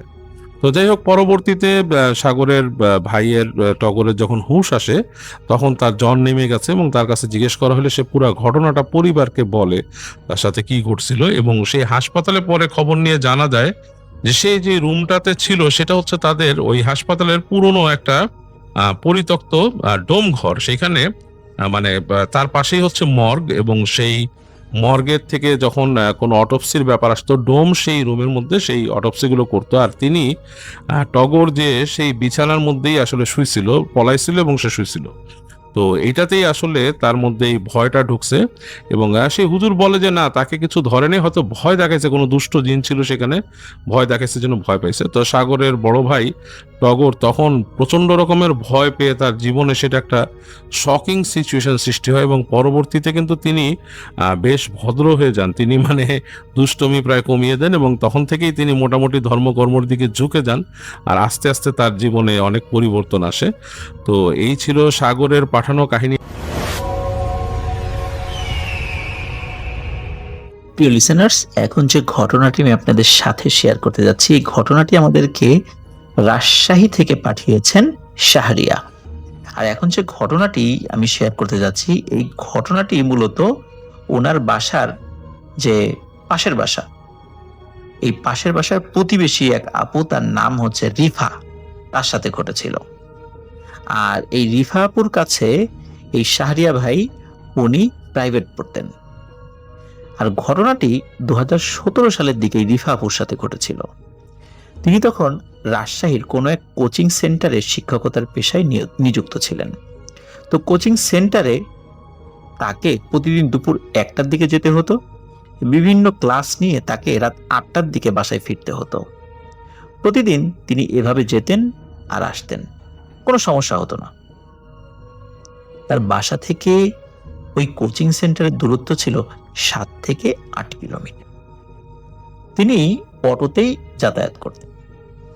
তার বাসা থেকে কিছুটা পথ হেঁটে গিয়ে অটোতে উঠতে হতো, কারণ ওনার বাসাতে যাওয়ার জন্য যেই ছোট একটি রাস্তা ছিল বা গলি ছিল, এটাতে কোনো রিক্সাও ঢুকতে পারতো না, অটো ঢুকতে পারতো না, যার কারণে কিছুটা পথ ওনাকে হেঁটে আসতে হতো। যাই হোক, মোটামুটি 4-5 মিনিট হাঁটতে হতো, খুব যে বেশি হাঁটতে হতো তা নয়। তারপরে ওনার বাসা পড়তো। তো ঘটনাটি সূত্রপাত যখন ঘটে তখন হচ্ছে নভেম্বর বা ডিসেম্বর মাস এমন চলছিল, মানে শীতকাল। তো সেদিন যেটা হয় সেটা হলো, কোচিং সেন্টারে একটা মডেল টেস্ট চলছিল, যেটার সময় ছিল সন্ধ্যা 6টা থেকে রাত 8টা পর্যন্ত। তিনি আবার ওই পরীক্ষার হলের ডিউটি শেষ করে ওই পরীক্ষার খাতা দেখতে বসেন। খুব বেশি খাতা ছিল না। তিনি চিন্তা করে খাতাগুলো আজকেই দেখে যাই, তাহলে জিনিসটা ভালো হবে। এই পরীক্ষার খাতা উনি দেখতে দেখতে রাত প্রায় 9:30 বেজে যায়। চিন্তা করেন যে অনেক রাত হয়ে গেছে, ওনার বাসা থেকেও বারবার ফোন করছিল ফোনে। তিনি দ্রুত কাজ শেষে বাড়ির দিকে রওনা দেন। তো স্বাভাবিকভাবেই তিনি অটোতে কিছুটা পথ যান, যাওয়ার পর যেখানে অটো থেকে নামার দরকার সেখানে নেমে যান এবং তারপর হাঁটতে হাঁটতে বাসার দিকে আসতে থাকেন। তো উনি যখন আসছিলেন তখন উনি হঠাৎ একটি জিনিস দেখতে পান, একটু অন্ধকারে দেখতে পান। যদিও ওই রাস্তায় ইলেকট্রিক খুঁটি ছিল, মানে ওই যে ওনার যে পায়ে হাঁটা পথ, সেখানে ইলেকট্রিক খুঁটি থাকলেও ওখানকার লাইটগুলো নষ্ট হয়ে গিয়েছিল। তবে আবছা আলোতে দেখা যেত, মানে আশেপাশে যে ঘরবাড়িগুলো রয়েছে সেখানকার বারান্দার লাইট তো আছে, এই আলোতে মোটামুটি হেঁটে আসা যেত আর কি। তো উনি ওরকম একটি আলোতে দেখতে পান যে পাশে একটি দেয়াল রয়েছে, সেই দেয়ালে যে মানে উপরে যে প্রাচীর আর কি, প্রাচীর টপকিয়ে বানরের মতো কিছু একটা, মানে বড় সড়ো বানরের মতো কিছু একটা, সেটি রাস্তায় চলে আসে এবং রাস্তায় আসার পর সে রাস্তা পার হতে থাকে। উনি কিন্তু 10 হাত দূর থেকে এটা দেখছেন। তো উনি চিন্তা করেন যে এটা একটা বানর হবে, দেখি একটা ইট মারি, ও যদি আমার দিকে আবার আক্রমণ করতে আসে। সে কি করে, রাস্তা থেকে একটা ইটের টুকরো তুলে নেয়। তো ওটা নিয়ে তিনি সামনে আগাবেন কি আগাবেন না সেটা ভাবছেন। তো উনি দাঁড়িয়ে আছেন। তো চিন্তা করেন যে যাই হোক, ওটা তো ওর মতো চলে যাচ্ছে, আমিও চলে যাই, কারণ রাতের বেলা একা একজন মহিলা মানুষ সেখানে দাঁড়িয়ে থাকাও ঠিক হবে না বেশিক্ষণ। তো উনি ওনার মতো করে যাচ্ছেন, কিন্তু দেখছেন যে ওই জিনিসটা খুব আস্তে আস্তে যাচ্ছে। তো উনি ওইটার কাছাকাছি চলে গিয়েছেন। তো কাছাকাছি যাওয়ার পর তিনি দেখতে পান, মানে মোটামুটি সাইড থেকে, যে এই জিনিসটা বানরের মতোই লোমশ, তার লেজ রয়েছে, কিন্তু মুখটা মানুষের মতো কুচকুচে কালো, এটা হনুমান না, হনুমানের মুখ যেমন কালো থাকে, এটা হনুমান না, বানরের মতোই, মুখটা কুচকুচে কালো, সারা শরীরের লোম। আর আরেকটি অদ্ভুত ব্যাপার হলো, এই অবয়বটার ঠোঁট ছিল বেশ বড়, মানে পাখির মতো। পাখির ঠোঁট যেমন লম্বা থাকে ঠিক অনেকটা এমনই ছিল, কিন্তু পাখির ঠোঁটের মতো চোখা ছিল না, চ্যাপ্টা ছিল। তিনি যখন এই বিষয়টি দেখেন তখন চিন্তা করেন এটা ভয়ানক কোনো প্রাণী হবে রে, আমাকে তো আক্রমণ করে বসতে পারে, একে একটু ভয় দেখাই। এই কারণে তার হাতে যে ইটের টুকরোটা ছিল সেটা ওই প্রাণীটির গায়ে ছুঁড়ে মারেন, আর সেটি গিয়ে ওই জিনিসটার হাতে গিয়ে লাগে। যখনই লাগে ওই জিনিসটি বাচ্চাদের মতো উহ আহ করে মানে চিৎকার চেঁচামেচি শুরু করতে থাকে।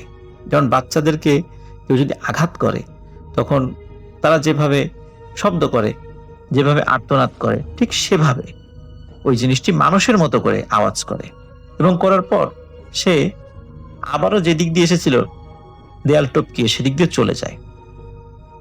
তিনি বেশ ভয় পান যে এই ধরনের জন্তু এরা মানুষের মতো করে এরকম শব্দ করে কিভাবে, একদম বাচ্চাদের মতো। তিনি ভয় পান, অবাক হন। যাই হোক, তিনি বাসায় চলে আসেন। তার তো বাসার কাছেই ছিল, মানে একদম কাছাকাছি চলে এসেছিলেন। তো তারপরে উনি ভাবেন যে এটা হয়তো বা বানরই হবে, কারণ এই টাইপের বানর হতে পারে কখনো। তারপর আবার ভাবেন যে এই এলাকায় তো আসলে বানর আসার কথা নয়, আসতেও পারে কোনো কারণে। ওই রাতে তিনি একটি ভয়ঙ্কর স্বপ্ন দেখেন। তিনি দেখতে পান মানুষের মতো লম্বা, কিন্তু মুখটা বানরের মতো, হাতগুলো চিকন, বড় বড় নখ, আর সারা শরীরে যে মাংস লেগে রয়েছে মনে হচ্ছে সেই মাংসগুলো খুলে খুলে পড়ে যাবে, এমন একটা অবস্থা। আর তার ঠোঁটটা বেশ লম্বা। এমন একটি প্রাণী তার স্বপ্নে এসে বলছে, আজকে আমার ছেলে তোর সামনে দিয়ে চলে গেল, ও কি তোর কোনো ক্ষতি করেছিল? তোকে ভয় দেখিয়েছিল? ও তো ওর মতো চলে যাচ্ছিল, তোকে তো সে কিছুই বলেনি, তুই কেন ওর গায়ে আঘাত করলি? ও তো একটা বাচ্চা, আর তুই আঘাত করেছিস এই কারণে ওর হাতটা নষ্ট হয়ে গেছে, ও খুব কষ্ট পেয়েছে। তুই অকারণে এই কাজটি করলি, এটার কোনো প্রয়োজন ছিল না। ও যদি তোকে ভয় দেখাতো তাহলে তুই বলতে পারতি যে তুই ভয় পেয়েছিস এই জন্য তুই এই কাজটি করেছিস, কিন্তু এই কাজটি তুই কেন করলি, এর শাস্তি তুই পাবি। এই বলে স্বপ্নের মধ্যেই সে চলে যায়। সকালবেলা তিনি তার মাকে স্বপ্নের কথা বললে তখন তার মা বলে, এটা কিছু না, এটা নিয়ে কোনো ভাবাভাবি করার দরকার নেই, দুশ্চিন্তাও করার দরকার নেই। কিন্তু তবুও তিনি এবং তার মা বিকেলের দিকে একজন হুজুরের কাছে যান। হুজুরের কাছ থেকে তিনি ঝাড়ফুঁক নিয়ে আসেন, কিন্তু তারা ভেবেছিল এটাই হয়তোবা শেষ, আর কোনো সমস্যা হবে না। কিন্তু সমস্যা কিন্তু সামনে আরো রয়েছে, প্রিয় লিসেনার্স। তিনি একদিন দুপুরে রুমে একা একা বসেছিলেন। তাদের বাসা ছিল একতলা। তো জানালা দিয়ে বাইরে হঠাৎ তার একদিকে চোখ পড়ে। তিনি দেখতে পান চাদর দিয়ে মুখ ঢাকা একটা লোক তার জানালা থেকে একটু দূরে দাঁড়িয়ে আছে এবং তার দিকে তাকিয়ে আছে। প্রথমে মানে তিনি ভাবেন যে এটা কি চোর নাকি, মুখটা তো ভালো করে দেখা যাচ্ছিল না। কিন্তু যখন একটু ভালো করে খেয়াল করেন তিনি দেখতে পান লোকটার হাতগুলো অনেক চিকন। এমন চিকন হাত আসলে সচরাচর দেখা যায় না, বা কোনো মানুষের হয় না, অনেক রোগা মানুষেরও সহজে হয় না। কিন্তু এই চিকন হাত এবং তার পুরো শরীর মনে হচ্ছে লোম দিয়ে ভরা।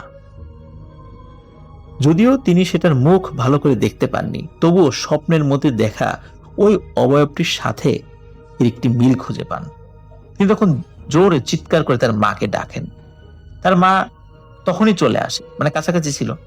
তার মাও দেখতে পান একটি মানুষের মতো চাদর দিয়ে ঢাকা মনে হচ্ছে কোন একটা প্রাণী হাওয়ায় দুলতে দুলতে ছোট একটা গাছের কাছে গিয়ে মিলিয়ে গেল। তো যাই হোক, এইভাবে ছোটখাটো ঘটনা তার সাথে ঘটা শুরু হয়। তো এক রাতে যে ব্যাপারটি ঘটে সেটি হলো এই দিফা আপু তার বান্ধবীর বাসায় তার দাওয়াত ছিল, সে দাওয়াত শেষ করে তিনি আসছিলেন, তখন রাত প্রায় 10টা বেজে যায়। ওনার সাথে কেউ ছিল না, মানে এগিয়ে দেওয়ার মতো কেউ ছিল না। তো সচরাচর সবসময় আসা যাওয়া করতেন, কোনো ধরনের কোনো সমস্যা হতো না, এই জন্য তার সাথে মানুষ খুব কম থাকতো আর কি। তো তিনি একটি রিক্সা করে সেই রাস্তায় কাছে চলে আসেন, যেখান থেকে নেমে হেঁটে আসতে হয়। তো একা একা হেঁটে আসছেন। কিছুক্ষণ হাঁটার পর তার মনে হলো পিছু পিছু কেউ হাঁটছে।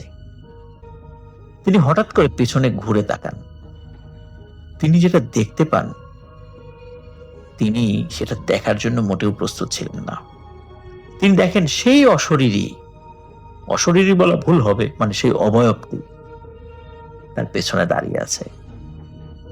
তিনি তার হাতে থাকা মোবাইলের ফ্ল্যাশ লাইটের আলোতে দেখতে পান এই জিনিসটি এখন আর ওই চাদরে ঢাকা নেই, এটি চাদর ছাড়াই স্পষ্টভাবে তার রূপ প্রকাশ করেছে। সেই অবয়বটির মুখ কালো বানরের ন্যায়, ঠোঁটগুলো লম্বা চ্যাপ্টা, পাগুলো ঘোড়ার মতো, হাতগুলো এত চিকন যে ভাবাই যায় না, এবং পুরো শরীর বেশ লোমে ভরা। আরেকটি বিষয় তিনি দেখতে পান, সেটা হলো ওই অবয়বটি একটি লম্বা লাঠির উপর ভর করে দাঁড়িয়ে আছে। যখনই তিনি এটা দেখেন, উনি ভয়ে নড়াচড়া করার শক্তি হারিয়ে ফেলেন। সেই অবয়বটি তাকে বলতে শুরু করে, অনেকদিন ধরে তোর পিছে পড়েছিলাম রে, আজকে তোকে পেয়ে গেছি। তখন এই দিফা আপু তিনি জ্ঞান হারিয়ে ফেলেন। তবে জ্ঞান হারানোর আগে তিনি যতটুকু দেখেছিলেন এবং তার যতটুকু মনে আছে সেটুকু তিনি বলতে পারেন। তিনি জ্ঞান হারাতে হারাতে উনি দেখতে থাকেন ওই অবয়বটি তার হাতে থাকা লাঠি নিয়ে তার দিকে এগিয়ে আসছে এবং তাকে মারার জন্য প্রস্তুত হচ্ছে। ওনার দেরি হচ্ছিল দেখে ওনার বাসার লোকজন বাইরে বের হয়ে আসে যে এগিয়ে দেখি কি অবস্থা, কারণ ওনার ফোনে ওনাকে পাওয়া যাচ্ছিল না। এই জন্য তাদের চিন্তার উদ্রেক হয়। ওদিকে তার বান্ধবীর বাড়িতে ফোন দেয়, তার বান্ধবী বলে সে তো অনেকক্ষণ আগে চলে গেছে, তাহলে এতক্ষণ আসছে না কেন। এই জন্য তার বাড়ির লোকজন এগিয়ে আসে। এগিয়ে এসেই তার বাড়ির কাছাকাছি তার মেয়েকে তারা উদ্ধার করে, যে সে পড়ে আসে এখান থেকে উদ্ধার করে অচেতন অবস্থায়। কিন্তু সকালে তার যখন জ্ঞান ফিরে আসে, তখন হাতের ব্যথায় চিৎকার চেঁচামেচি করতে থাকে। তখন কিন্তু তার আত্মীয় স্বজনরা বুঝতে পারেনি যে আসলে তার কি হয়েছিল। তো হসপিটালে নিয়ে যাওয়া হলে ডাক্তার বলেন তার ডান হাতের কবজির উপরের অংশ খুব খারাপভাবে ভেঙে গেছে। দীর্ঘ 2 মাস তার চিকিৎসা করা হয়, হাতের বিভিন্ন জায়গায় নিয়ে যাওয়া হয়। এরপর তিনি আস্তে আস্তে স্বাভাবিক হন। যদিও বা এরপর ওই অবয়বটি স্বপ্নে বা বাস্তবে কখনোই আসেনি। এরপরে এই রিলেটেড ঘটনাও তার সাথে আর ঘটেনি। এভাবেই হয়তো সেই অবয়বটি তার সন্তানের হাতে ঢিল মারার প্রতিশোধ নিয়েছে। আর এটি ছিল ঘটনা। প্রিয় লিসেনার্স, এই ঘটনাটি থেকে আমরা কিন্তু খুবই দারুণ একটা জিনিস শিখতে পেলাম। সেটি হচ্ছে, এর আগেও যদি এই বিষয়গুলো বলেছি, রাতের বেলা, স্পেশালি রাতের বেলা কোনো প্রাণী হোক, সেটা অদ্ভুত টাইপের প্রাণী হোক, কুকুর হোক, বেড়াল হোক, রাতের বেলা কোনো প্রাণীকে আঘাত না করতে। আর সেটি যদি অদ্ভুত রকমের হয় তাহলে তো প্রশ্নই নেই। আর প্রাণীর প্রতি সদয় হওয়া এটি অত্যন্ত গুরুত্বপূর্ণ। অকারণে কোনো বোবা প্রাণীকে কষ্ট না দেয়া। কারণ ওরা যদিও মুখ ফুটে আমাদেরকে অনেক কথা বলতে পারে না, কিন্তু ওদের ভাষা যিনি বুঝতে পারেন তার কাছে কিন্তু তারা ঠিকই নালিশ করে, আর তিনি হচ্ছেন মহান আল্লাহ সুবহানাহু ওয়া তাআলা। বোবা প্রাণীর ভাষা আমরা বুঝি না, কিন্তু ওই বোবা প্রাণীর স্রষ্টা কিন্তু ঠিকই বোঝেন। আর কেউ যখন মজলুম হয় বা তার উপর অন্যায়ভাবে জুলুম করা হয়, সে যদি কোনো অভিশাপ দেয়, সাথে সাথে কিন্তু আল্লাহ তাআলার দরবারে কবুল হয়ে যায়। এই জন্য আমরা প্রাণীর প্রতি অকারণে কোনো ধরনের আঘাত বা কোনো অত্যাচার আমরা করব না। আজকের ঘটনা থেকে আমরা এটা শিক্ষা পেলাম যে ওই প্রাণীর মধ্যে যদি জিন থাকে তাহলে তো নিশ্চয়ই আল্লাহর বিচারের অপেক্ষায় ওই জিন বসে থাকবে না, বিচার তারাই শুরু করে দিবে। আল্লাহ তো করবেনই, কিন্তু ওরাও শুরু করে দেবে, এবং ওদের বিচারটা অনেক মর্মান্তিক হয়।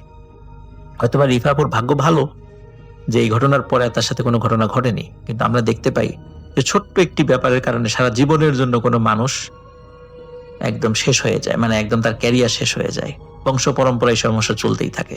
ওনার ভাগ্য ভালো এই অর্থে যে এরপরে ওনার সাথে আর কোনো ঘটনা ঘটেনি। তো যাই হোক, প্রিয় লিসেনার্স, আশা করছি এই ঘটনাটি আপনাদের ভালো লেগেছে। এই ঘটনাটি ভারতের এক প্রত্যন্ত গ্রামের ঘটনা, আর এই ঘটনা দুই ভাইকে কেন্দ্র করে। দুই ভাইয়ের মধ্যে যে বড় ভাই, সেই বড় ভাই চাকরি করতেন বিদেশে। তো বিদেশে চাকরি করার সুবাদে তিনি প্রচুর টাকা পয়সা ইনকাম করেন এবং তিনি দেশে প্রচুর জায়গা জমি কেনেন। দেশে বড় ভাইয়ের স্ত্রী ছিলেন এবং একটা মাত্র মেয়ে ছিল, আর ছোট ভাই দেশেই থাকতেন। তার ছিল 2টা ছেলে আর একটা মেয়ে। তো দীর্ঘদিন বিদেশে চাকরি করার পর বড় ভাই চলে আসেন দেশে। তখন তার মেয়ের বয়স 17 কি 18 বছর, বিয়ের উপযোগী বয়স। তো বড় ভাই চিন্তা করেন তার মেয়েকে বিয়ে দিবেন এবং সব সম্পত্তি তিনি তার মেয়ের নামে লিখে দেবেন। তো এই ব্যাপারটা ছোট ভাইয়ের কাছে একটু খারাপ লাগে। সে তার বড় ভাইকে বুঝায় যে তোমার মেয়ে তো বিয়ে করার পর পরের ঘরে চলে যাবে, পরের ছেলে তোমার এই সম্পত্তি ভোগ দখল করবে। আমার ছেলেরা কি তোমার কেউ না? তুমি একটা কাজ করো, তোমার মেয়েকে কিছু সম্পত্তি লিখে দাও আর আমার 2 ছেলেকে কিছু সম্পত্তি লিখে দাও। তো এই ব্যাপারটাতে আসলে বড় ভাই কোনোভাবেই রাজি হন না। তিনি রেগে যান এবং ছোট ভাইয়ের সাথে এক পর্যায়ে তার কথা কাটাকাটি শুরু হয়ে যায়। তো এমন অবস্থায় চলে যায় তাদের দুইজনের সম্পর্ক যে এক পর্যায়ে তারা 2 ভাই একজন আরেকজনের সাথে কথা বলতেন না। এভাবে বেশ কিছুদিন চলে, আর বড় ভাইও তার মেয়ের জন্য পাত্র দেখা শুরু করে। ঘটনা যেদিন থেকে শুরু সেদিনে আমরা চলে যাই। সেই বড় ভাইয়ের মেয়ে, আমরা ধরে নেই মেয়েটার নাম নীলা। সে রাতের বেলা ঘুমাচ্ছিল। হঠাৎ সে স্বপ্নে দেখে তার খাটের চারপাশে 3-4টা অবয়ব দাঁড়ানো, কালো অবয়ব, লম্বা, এবং সেই কালো অবয়বগুলো তার দিকে এক দৃষ্টে তাকিয়ে আছে। সেই অবয়বগুলোর মুখ দেখা যাচ্ছে না, যেমন নাক কোথায় মুখ কোথায় তা বোঝা যাচ্ছে না, কিন্তু তাদের ছিল 2টা জ্বলজ্বলে 2টা চোখ। তো সে দেখছিল যে সেই অবয়বগুলো তার দিকে অপলক তাকিয়ে আছে, এবং এক পর্যায়ে সেই অবয়বগুলো তাকে চেপে ধরলো এবং তাদের মধ্যে থেকে একজন একটা ছুরি বের করে তার গলায় চালিয়ে দিল। সে প্রচন্ড আতঙ্ক নিয়ে চিৎকার দিয়ে ঘুম থেকে উঠে যায়। উঠে যাওয়ার পর সে বুঝতে পারে যে সে আসলে স্বপ্ন দেখছিল, কিন্তু সে যে ব্যথাটা পেয়েছিল স্বপ্নে, ঠিক সেই ব্যথাটা রয়ে যায় তার ঘুম থেকে ওঠার পরও। সে তার গলায় হাত বুলায় এবং দেখে যে খুব ব্যথা করছে তার গলায়। সে আয়নার সামনে গিয়ে দাঁড়িয়ে দেখে তার গলাটা লাল হয়ে গেছে। পরদিন সকালবেলা তার মাকে সেই ব্যাপারটা খুলে বলে। তো তার মা মনে করে হয়তো কোনো কিছু গলায় লাগছিল, এই কারণে হয়তো, মানে পোকামাকড় লাগছিল, এই কারণে হয়তো ব্যাপারটা এরকম লাল হয়ে গেছে। তো মেয়ে যতই বলে মা বিশ্বাস করে না।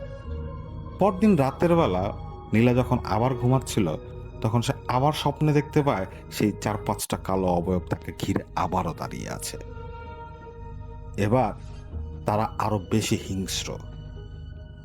তাদের অভিব্যক্তি দেখে নীলা স্বপ্নের ভিতরে আতঙ্কে কেঁপে ওঠে। এক পর্যায়ে সেই 4টা অবয়ব তাকে চেপে ধরে এবং তার গলা আরেকজন খুব জোরে চেপে ধরে, যাতে তার দম বন্ধ হয়ে আসছিল। সে একটা আতঙ্কে চিৎকার দিয়ে ঘুম থেকে উঠে যায়। উঠে গিয়ে দেখে সবকিছু স্বাভাবিক, কিন্তু তার গলায় প্রচন্ড ব্যথা। সে তার মাকে এইগুলা খুলে বলে। তখন তার মা বলে যে আসলে ওগুলা কিচ্ছু না, তুই হয়তো ঘুমের মধ্যে নিজেই কিছু করছস। তো ব্যাপারটা ওই দিনের মতো চলে যায়। এরপর বেশ কিছুদিন যায়, আর নীলা এরকম কমপ্লেন করে না। তার মাও ব্যাপারটা ভুলে যায়। একদিন তার মা রাতের বেলা ঘুম থেকে উঠেছিলেন পানি খাবেন বলে। তো তিনি যখন পানি খেতে এক রুম থেকে আরেক রুমে যাচ্ছিলেন, হঠাৎ তিনি দেখতে পান তার মেয়ের রুমের দরজাটা খোলা। তো তিনি তার মেয়ের রুমে উকি দেন, উকি দিয়ে দেখেন তার মেয়ে সেই রুমে নেই। তিনি একটু অবাক হন যে এত রাতের বেলা তার মেয়ে কোথায় যাবে। তিনি মেইন গেটের দিকে যান, গিয়ে দেখেন মেইন গেটও খোলা। তিনি বুঝতে পারেন তার মেয়ে ঘর থেকে বের হয়ে গেছে। তিনিও ঘর থেকে বের হন। বের হয়ে তিনি যা দেখেন তা হলো তার মেয়ে উঠোনের এক কোনায় দাঁড়িয়ে অন্ধকার কিছু জঙ্গলের দিকে তাকিয়ে আছে। তিনি তার মেয়েকে পিছন দিক থেকে ডাক দেন, তার মেয়ে তাকায় না। তিনি আরো জোরে ডাক দেন, কিন্তু তার মেয়ের কোনো হুঁশ নাই। তিনি যখন তার মেয়ের কাঁধে হাত দেন, তখন তার মেয়ে তার দিকে ফিরে তাকালো এবং একা একাই হেঁটে তার রুমে গিয়ে শুয়ে পড়ল। তো তার মা মনে করেন হয়তো তার মেয়ে ঘুমের মধ্যে হেঁটে এখানে চলে আসছে। ঘুমের মধ্যে তো অনেকেই হাঁটাহাঁটি করে। একটু চিন্তিত তিনি ছিলেন, কিন্তু আসলে তিনি ব্যাপারটা অতটা আমলে নেন নাই। এর পরের 2-1 দিন আর কোনো সমস্যা হয় নাই। এর কিছুদিন পরে আরেক রাতের বেলা নীলার মা নীলাকে খুঁজে পাচ্ছিল না। এবার সে উঠানেও নাই। সে কোথায় চলে গেছে? সে জানে যে তার মেয়ে ঘুমের মধ্যে হাঁটে, কারণ সে একদিন দেখেছিল তার মেয়েকে ঘুমের মধ্যে হাঁটতে। নীলার মা তার হাজবেন্ডকে উঠান ঘুম থেকে। এরপর পুরো এলাকা সবাই জেগে যায়, কারণ সেই মেয়েকে খুঁজে পাওয়া যাচ্ছিল না। অনেক খোঁজাখুঁজির পর সেই মেয়েকে পাওয়া যায় একটা কালভার্টের নিচে ঘুমন্ত অবস্থায়। তখন তাকে ধরে বাসায় নিয়ে আসা হয়। যখন তাকে জিজ্ঞেস করা হয় যে তুমি ওইখানে গেছিলে কিভাবে, সে আসলে কিচ্ছু বলতে পারে না। সে বলছিল যে সে ঘুমাচ্ছিল এবং তার ঘুম ভাঙলো এইমাত্র। তো এইসব ব্যাপার স্যাপার দেখে সবাই বুঝতে পারে যে হয়তো এই মেয়েটার সাথে কিছু সমস্যা শুরু হয়েছে। তো এলাকার সবাই সেই মেয়ের বাবাকে, অর্থাৎ সেই বড় ভাইকে বলেন যে আপনি কোনো ভালো একজন হুজুর বা আলেমকে দেখান। এটা বলে রাখা ভালো, সেই 2 ভাই কিন্তু ছিল মুসলমান। তো সেই বড় ভাই তিনিও খুব চিন্তিত হয়ে গিয়েছিলেন, কারণ তার একটা মাত্রই মেয়ে। তো তিনি পরের দিন তার এলাকার যে ইমাম হুজুর তাকে ডেকে নিয়ে আসেন। তো ইমাম হুজুর সেই মেয়েকে জিজ্ঞেস করেন যে আসলে মা তুমি কি দেখো? তখন সেই নীলা সেই ইমাম হুজুরকে সে আজ পর্যন্ত যা যা দেখেছে সবকিছু বলল। তখন ইমাম হুজুর সেই মেয়েকে জিজ্ঞেস করে তুমি যে ঘুমের মধ্যে হাঁটো, এটা কি তুমি জানো? তখন সেই মেয়ে বলে না। তখন ইমাম হুজুর বলে তোমাকে গতকাল রাতে সেই কালভার্টের নিচে পাওয়া গেছে, এটা তুমি জানো? তখন সেই মেয়ে বলে যে হ্যাঁ আমি শুনলাম। তখন ইমাম হুজুর বলতেছে তার মানে তোমার সাথে কিছু সমস্যা হচ্ছে, এটা তো তোমার বোঝা উচিত, তাই না? তখন সেই মেয়েটা বলে যে জি আমার সাথে কিছু সমস্যা হচ্ছে, অনেক আগে থেকে আমি আমার মাকে বলেছিলাম। তো ইমাম হুজুর বলে যে আসলে কি কি সমস্যাগুলো হয়েছিল তুমি আমাকে প্রথম থেকে আবার বলো। তখন নীলা প্রথম থেকে আবার সেই ঘটনাগুলো ইমাম সাহেবকে বলল। তখন ইমাম সাহেব সে নীলার বাবাকে, অর্থাৎ সেই বড় ভাইকে বলে যে আসলে সমস্যা কিন্তু অন্য জায়গায়। আমার কেন জানি মনে হচ্ছে যে তোমার মেয়েকে তাবিজ করা হয়েছে, বা যেটাকে আমরা কালো জাদু বলি। আমি আপাতত কিছু তাবিজ আর পানি পড়া দিয়ে যাচ্ছি। যদি সমস্যা না কমে তাহলে আমি আরেকজন আলেমের খবর জানি, সেই আলেমের সাথে যোগাযোগ করতে হবে। তো সেই কথা বলে সেই ইমাম হুজুর সেই মেয়েকে কিছু তাবিজ আর পানি পড়া দিয়ে সেদিনের মতো চলে যান। তো সেদিন রাতের বেলা সেই নীলার বাবা মা নীলার সাথেই ঘুমাচ্ছিল, কারণ মেয়ে প্রায় রাতের বেলা উঠে চলে যায় ঘরের বাইরে। তো 3 জন একই খাটের মধ্যে শোয়, তারা ঘুমাচ্ছিল। হঠাৎ নীলার ঘুম ভেঙে যায়। সে দেখতে পায় যে তার চোখের সামনে যে জানালাটা, সেই জানালার সামনে সেই কালো অবয়বের একটা অবয়ব দাঁড়িয়ে আছে। এটা কিন্তু তার স্বপ্ন না, এবার সে কিন্তু জাগ্রত অবস্থায় সেই অবয়বটাকে দেখতে পাচ্ছে। এবং সে অবয়বটা নীলাকে উদ্দেশ্য করে বলছে যে আমরা হয়তো তোর কাছাকাছি আসতে পারতেছি না, কিন্তু তোর জীবন আমরা দূর থেকে দুর্বিষহ করে দিতে পারি, আর তোর মৃত্যু অনেক কাছাকাছি। যতটুকু বাঁচার তোর কপালে ছিল, যতটুকু তোর কপালে বাঁচার লেখা ছিল, ততটুকু তুই বাঁচতে পেরেছিস, এখন আর সে সুযোগটা নাই। তো এই কথা শুনে নীলা চিৎকার দিয়ে ওঠে এবং তার বাবা মাও পাশ থেকে ঘুম থেকে উঠে যান। তারা বলেন কি হয়েছে? তখন নীলা হাত বাড়িয়ে সেই জানালাটার দিকে তাকায়। তাকিয়ে নীলাও অবাক হয়ে দেখে সেই জানালাটা বন্ধ। তার বাবা মাও দেখে সেই জানালাটা বন্ধ। নীলার পক্ষে কিছুতেই সেই জানালার বাইরে কোনো কিছু দাঁড়িয়ে থাকা দেখা অসম্ভব। তো কোনোভাবে সেদিন রাতের বেলা নীলাকে তার বাবা মা ঘুম পাড়ান। পরদিন সকালবেলা নীলা সে অবয়বগুলো দেখতে পায় ঘরের বিভিন্ন জায়গায় হাঁটাহাঁটি করছে। মানে ব্যাপারটা এরকম যে হুজুরের তাবিজ তার সাথে রাখার পর থেকেই সমস্যাটা হয়তো আরো বেড়ে গেল। এখন নীলা প্রায় 24 ঘন্টায় সে অবয়বগুলোর উপস্থিতি টের পায়। সে প্রায় পাগল প্রায় হয়ে যাচ্ছিল, সে কি করবে সে বুঝতে পারছিল না। তখন তার বাবা মাও হতাশ হয়ে যান। তারা আবার সেই ইমাম হুজুরকে বলেন যে আমার তো মনে হচ্ছে এখন তাবিজ দেওয়ার পর সমস্যাগুলো আরো বেড়ে গেছে। তখন সেই ইমাম হুজুর বলে, আচ্ছা ঠিক আছে, আমি আমার সেই ওস্তাদ সে আলেমের সাথে আপনাদের যোগাযোগ করিয়ে দিচ্ছি। এরপর সে আলেমের সাথে যোগাযোগ করা হয় এবং সে আলেম সেই নীলাদের বাড়িতে আসেন। বাড়িতে আসার পর সে আলেম বলেন যে আপনার এই বাড়ির ভিটা তো অভিশপ্ত, অনেকগুলো তাবিজ আছে এই বাড়ির মাটির নিচে, আর আপনার মেয়েকে কালো জাদু করা হয়েছে। আমি এশার নামাজের পরে আপনার মেয়েকে নিয়ে বসবো, তখনই সবকিছু খোলাসা হবে। এশার নামাজের পর সে হুজুর নীলাকে নিয়ে আসরে বসে। আসরে উপস্থিত ছিল নীলার বাবা, নীলার মামা, হুজুর আর নীলা। তো আসরে বসার পর সেই হুজুর নিজ মনে কিছুক্ষণ সূরা পড়া শুরু করেন। কিছু সূরা পড়ার পর তিনি এক পর্যায়ে নীলাকে জিজ্ঞেস করেন যে কে তুই এই বাড়িতে কেন এসেছিস, আর তোকে কে নিয়ে এসেছে এই বাড়িতে? এই কথা বলার পর নীলা অবাক হয়ে ইমাম হুজুরের দিকে তাকিয়েছিল। মানে ব্যাপারটা এরকম যে নীলা আসলে বুঝতে পারছে না হুজুর কি বলছে। এক পর্যায়ে হুজুরের হাতে কিছু পড়া তেল ছিল, সেই তেল নীলার দিকে ছুঁড়ে মারে। ছুঁড়ে মারার পর নীলা যেন অসহ্য যন্ত্রণায় কাতরানো শুরু করে। এক পর্যায়ে সে বেহুশ হয়ে যায়।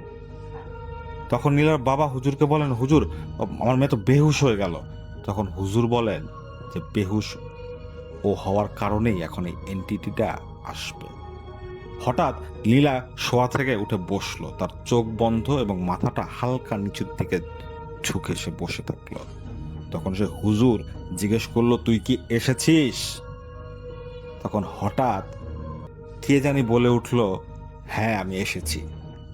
আমাকে দেখার তোর এতই শখ যখন, না এসে পারি? যখন এই কথাটা বলল তখন সবাই বুঝতে পারলো যে কথাটা এই ঘরের কোথা থেকে এসেছে, কিন্তু কই থেকে এই কথাটা এসেছে কেউ বুঝতে পারলো না। তখন ইমাম হুজুর জিজ্ঞেস করা শুরু করে সে অবয়বটাকে বা সে এন্টিটিটাকে যে তুই কেন এই মেয়েটাকে কষ্ট দিচ্ছিস, তোকে কে পাঠিয়েছে? প্রথমে সেই এন্টিটি কিছু বলতে চাচ্ছিল না, সে কোনো কিছুই হুজুরের সাথে শেয়ার করতে চাচ্ছিল না। সে শুধু হুজুরকে বিভিন্ন কথা বলে গালাগালি করছিল এবং এক পর্যায়ে ধিক্কার দেওয়া শুরু করে। তখন হুজুর আরো কিছু সূরা তেলাওয়াত শুরু করেন এবং তার হাতে থাকা সেই পড়া পানি সেই মেয়ের গায়ে, নীলার গায়ে ছুঁড়ে মারেন। তখন সেই এন্টিটিটা চিৎকার করে বলতে থাকে যে আমাদের তো কোনো দোষ নেই, আমাদের তো এখানে নিয়ে আসা হয়েছে, ওরই তো আত্মীয় স্বজন আমাকে এখানে নিয়ে এসেছে, আর আমাদের যখন নিয়ে এসেছে তখন এই মেয়েটাকে আমরা নিয়েই যাব। তখন সে হুজুর জিজ্ঞেস করে তোরা কয়জন? তখন সে বলে আমি এখন একলা, কিন্তু আমার যে আত্মীয় স্বজনগুলো আছে সেগুলোও খুব কাছাকাছি। এই মেয়েটাকে আমরা নিয়ে যাব, ওকে তুই আটকিয়ে রাখতে পারবি না। তখন সবাই দেখতে পায় যে হুজুর আরো কিছু পড়া পানি এবং পড়া তেল একসাথে করে সেই মেয়েটার দিকে ছুঁড়ে মারে। তখন সেই মেয়ে বা নীলা কাতরানো শুরু করে। এক পর্যায়ে নীলার ভেতর থেকে সেই এন্টিটিটা বলা শুরু করে যে আমি চলে যাচ্ছি, কিন্তু আমি আবার আসব। যখন এই কথা বলে তখন ইমাম হুজুর বলে তোকে তো আমি এখন চলে যেতে দিব না, তোকে তো আমি এখন বোতলবন্দি করব। যেই কথা সেই কাজ, হুজুর এক পর্যায়ে সেই এন্টিটিটাকে একটা বোতলের মধ্যে আবদ্ধ করে ফেলেন এবং নীলা আবার অজ্ঞান হয়ে মাটিতে পড়ে যায়। তখন হুজুর বলেন যে রুমের লাইটগুলো জ্বালিয়ে দিন। সবাই রুমের লাইট জ্বালিয়ে দেয় এবং নীলাকে এক পর্যায়ে ধাতস্থ করা হয়। তখন হুজুর বলেন যে আপনাদের ফ্যামিলিরই এক আত্মীয় এই কাজটা আপনার মেয়ের উপর করেছে। কারা করেছে এটা হয়তো আমার থেকে আপনারাই খুব ভালো জানেন, আমি আর বললাম না। এখন আপনারা আমাকে কিছুক্ষণের জন্য এই বাড়িটাতে একা থাকতে দিবেন। এই বাড়ির বিভিন্ন জায়গায় বিভিন্ন তাবিজ লুকানো আছে, এগুলো আমাকে একাই বের করতে হবে। পরে সেই নীলার বাবা মা নীলাকে নিয়ে সেই ঘর থেকে চলে যায় এবং সেই হুজুর বিভিন্ন জায়গা থেকে বিভিন্ন তাবিজ বের করে পুড়িয়ে দেন এবং বলা শুরু করেন যে হয়তো আমি আপাতত এই সমস্যাটা সমাধান করতে পেরেছি, হয়তো সামনে কোনো সমস্যা হবে না, যদি কোনো সমস্যা আপনারা ফিল করেন তাহলে আমার সাথে যোগাযোগ করবেন। এই কথা বলে হুজুর চলে যায়। এরপরে 1-2 বছর আর কোনো সমস্যা নীলার সাথে হয়নি। নীলা খুব ভালোই ছিল। নীলার জন্য বিভিন্ন প্রস্তাব আসা শুরু করে এবং এক পর্যায়ে একটা প্রস্তাব তার বাবা মার খুব মনে ধরে যায় এবং সাথে সাথে নীলার বিয়ে হয়ে যায়। নীলার বিয়ে হয়ে যাওয়ার পর থেকেই নীলার সেই আগের সমস্যাগুলো আবার দেখা দেয়, কিন্তু এই সমস্যাগুলো একটু অন্যরকম। দেখা যাচ্ছে তার প্রায় খিঁচুনি উঠছে, খিঁচুনি উঠে সে অজ্ঞান হয়ে পড়ে যায়। সে সবার সাথেই ভালো ব্যবহার করে, কিন্তু তার স্বামীর সাথে তার ব্যবহার খুবই খারাপ। এমনকি এমনও হয় যে রাতের বেলা তারা স্বামী স্ত্রী যখন ঘুমায় তখন নীলা তার স্বামীর গলা চেপে ধরে। প্রায় প্রত্যেক রাতেই এই ব্যাপারটা ঘটতে থাকে। পরে যখন নীলাকে জিজ্ঞেস করা হয় তখন নীলা আসলে কিছু বলতে পারে না। তো এই ব্যাপারগুলো আসলে নীলার বাবা মাকেও জানানো হয়। নীলার বাবা মা বলে যে আমার মেয়ের সাথে আগে কিছু সমস্যা ছিল, সেই সমস্যার কারণে হয়তো এইগুলো হচ্ছে। তখন সেই নীলার শ্বশুর শাশুড়ি ব্যাপারটা ভালোভাবে নেন না। তারা মনে করে যে নীলার বাবা মা তাদের কাছ থেকে ব্যাপারটা লুকিয়েছিলেন। কেন লুকালেন? এই কারণে তিনি এই মেয়েকে তাদের ঘরের বউ হিসাবে রাখবেন না। তো এক পর্যায়ে নীলাকে তার বাবার বাড়িতে পাঠিয়ে দেওয়া হয়। সবারই খুব মন খারাপ থাকে। তখন নীলার বাবা সেই আলেমের সাথে আবার যোগাযোগ করেন। সে আলেম আবার নীলাদের বাড়ি আসে। আসার পর নীলাকে জিজ্ঞেস করেন যে মা, তুমি তো আমার সাথে আগেও কথা বলছো, তুমি আগে যেভাবে সবকিছু আমাকে ব্যাখ্যা করেছিলে এবারও বলো। তো তখন নীলা বলে যে আসলে আমি কিছু বলতে পারি না, আমার কেমন জানি একটা ঘুমের মতো একটা ভাব হয়। এরপর সবাই বলে, আমি যখন ঘুম থেকে উঠি বা সেই অবস্থা থেকে যখন আমি জাগ্রত হই তখন সবাই বলে যে আমি এইটা করছি ওইটা করছি, কিন্তু আমার আসলে কোনো কিছুই মনে থাকে না। তখন সেই হুজুর বলেন যে আপনারা আমাকে কিছু সময় দিন, আপনারা এই ঘরটা খালি করে দিন, আমি কিছুক্ষণ একা থাকবো। তখন হুজুর সবাইকে বের করে দিয়ে সেই ঘরের মধ্যে একা অনেকক্ষণ বসেছিলেন এবং বের হয়ে বলেন যে আমি যে জিনটাকে বা যে এন্টিটিটাকে ওর কাছ থেকে নিয়ে বোতলে বন্দি করেছিলাম, সেই এন্টিটিটার আত্মীয় স্বজন এসে এখন আপনার মেয়েকে জ্বালাতন করছে। আপনার মেয়ের যে বিয়ে হয়ে গেছে এই ব্যাপারটা তারা কোনোভাবেই মেনে নিতে পারছে না, কারণ তাদের আত্মীয়কেই পাঠানো হয়েছিল এই মেয়ের বিয়ে বন্ধ করার জন্য। তাই তারা এখন তার আত্মীয়ের অসম্পূর্ণ কাজ করতে চায়, আপনার মেয়েকে মেরে এবং আপনার মেয়ের হাজবেন্ডকে মেরে। তো এখন খুব বড় একটা রিচুয়াল করতে হবে যাতে মানুষের মৃত্যুও হতে পারে, আপনারা তার জন্য তৈরি থাকুন। তো এই ব্যাপারটাতে প্রথমে সবাই ভরকে যায়, যে সবাই মনে করে যে কি হইতে পারে, যে হঠাৎ যদি কেউ মারা যায় সেক্ষেত্রে কি হবে। তখন হুজুর বলেন যে আপনারা আমার উপর বিশ্বাস রাখতে পারেন, আমি আপনাদের সম্ভাবনার কথা বলছি, কিন্তু আমার এতটুকু বিশ্বাস আছে যে আমি এই সমস্যাটার সমাধান খুব ভালোভাবেই করতে পারবো। এই কথা বলে সেই নীলাকে আবার বসানো হয় সেই আগের মতো আসরে। এখন যখন নীলাকে জিজ্ঞেস করা হয় কে তুই, তখন সবাই শুনতে পায় একসাথে অনেকগুলো মানুষ কথা বললে যে ধরনের আওয়াজ আসছে ঠিক সেই ধরনের আওয়াজ সেই ঘরের চারপাশ থেকে আসছে। মনে হচ্ছে একসাথে 40-50 জন লোক কথা বলছে। তখন সেই হুজুর তাদের উদ্দেশ্যে বলে যে আমি কি এবং আমি কি করতে পারি আল্লাহর সাহায্যে, আল্লাহর রহমতে তোরা খুব ভালো করেই জানিস। অতএব তোর এক আত্মীয়কে বোতলবন্দি করেছি এবং তোদের সব কয়টাকেও বোতলবন্দি করতে আমার সময় লাগবে না। তোরা এই মেয়েটার ক্ষতি আর করিস না, তোরা এই মেয়েটাকে ক্ষমা করে দে এবং তোদের কি লাগে বা কি দরকার তা তুই আমাদের বল। তো এই কথা বলার পর সে এন্টিটিটা বা এন্টিটিগুলো আসলে ব্যাপারগুলো মানতে চাচ্ছিল না, তারা আসলে সেই মেয়েটাকেই চাচ্ছিল। কিন্তু এক পর্যায়ে হুজুর বিভিন্ন রিচুয়ালের মাধ্যমে সেই এন্টিটিগুলোকে সেই মেয়ের বা সেই বাড়ির আশেপাশ থেকে তাড়াতে সক্ষম হন। যখন সেই এন্টিটিগুলোর সাথে হুজুরের বাকবিতণ্ডা হচ্ছিল, তখন সবাই বুঝতে পারছিল যে ঘরের বাইরে যেন ঝড় বয়ে যাচ্ছে, মনে হচ্ছে ঘরের টিন চাল উড়ে চলে যাবে। কিন্তু যখন সেই এন্টিটিগুলো চলে গেল, তখন সবাই বাইরে বের হয়ে দেখলো সবকিছু আগের মতো। তো তখন সে হুজুর বলেন যে আমার মনে হয় আমি এই সমস্যার একটা স্থায়ী সমাধান দিতে পারছি, এই জন্য আল্লাহরকে অনেক অনেক শুকরিয়া। আপনারা সবাই নামাজ পড়বেন এবং নীলাকে বলে যান সে হুজুর যে তুমি মা কোনো সময় নাপাক অবস্থায় থাকবে না এবং সব সময় 5 ওয়াক্ত নামাজ পড়ার চেষ্টা করবে। এরপর থেকে নীলা বা নীলার ফ্যামিলির সাথে আসলে আর কোনো সমস্যা হয়নি। নীলার বাবা এটা জানতে পেরেছিল যে তার ছোট ভাই সম্পত্তির লোভে এই কাজ তার মেয়ের সাথে করেছে, কিন্তু তার মেয়ের ভালোর জন্যই আসলে তিনি আর এই ব্যাপারটাকে বেশি দূর গড়াতে দেননি। তিনি তার সারা জীবন আর তার ছোট ভাইয়ের সাথে কোনো ধরনের সম্পর্ক রাখেননি, কিন্তু কোনো ধরনের ব্লেমও তিনি তার ছোট ভাইকে কোনো সময় দেননি।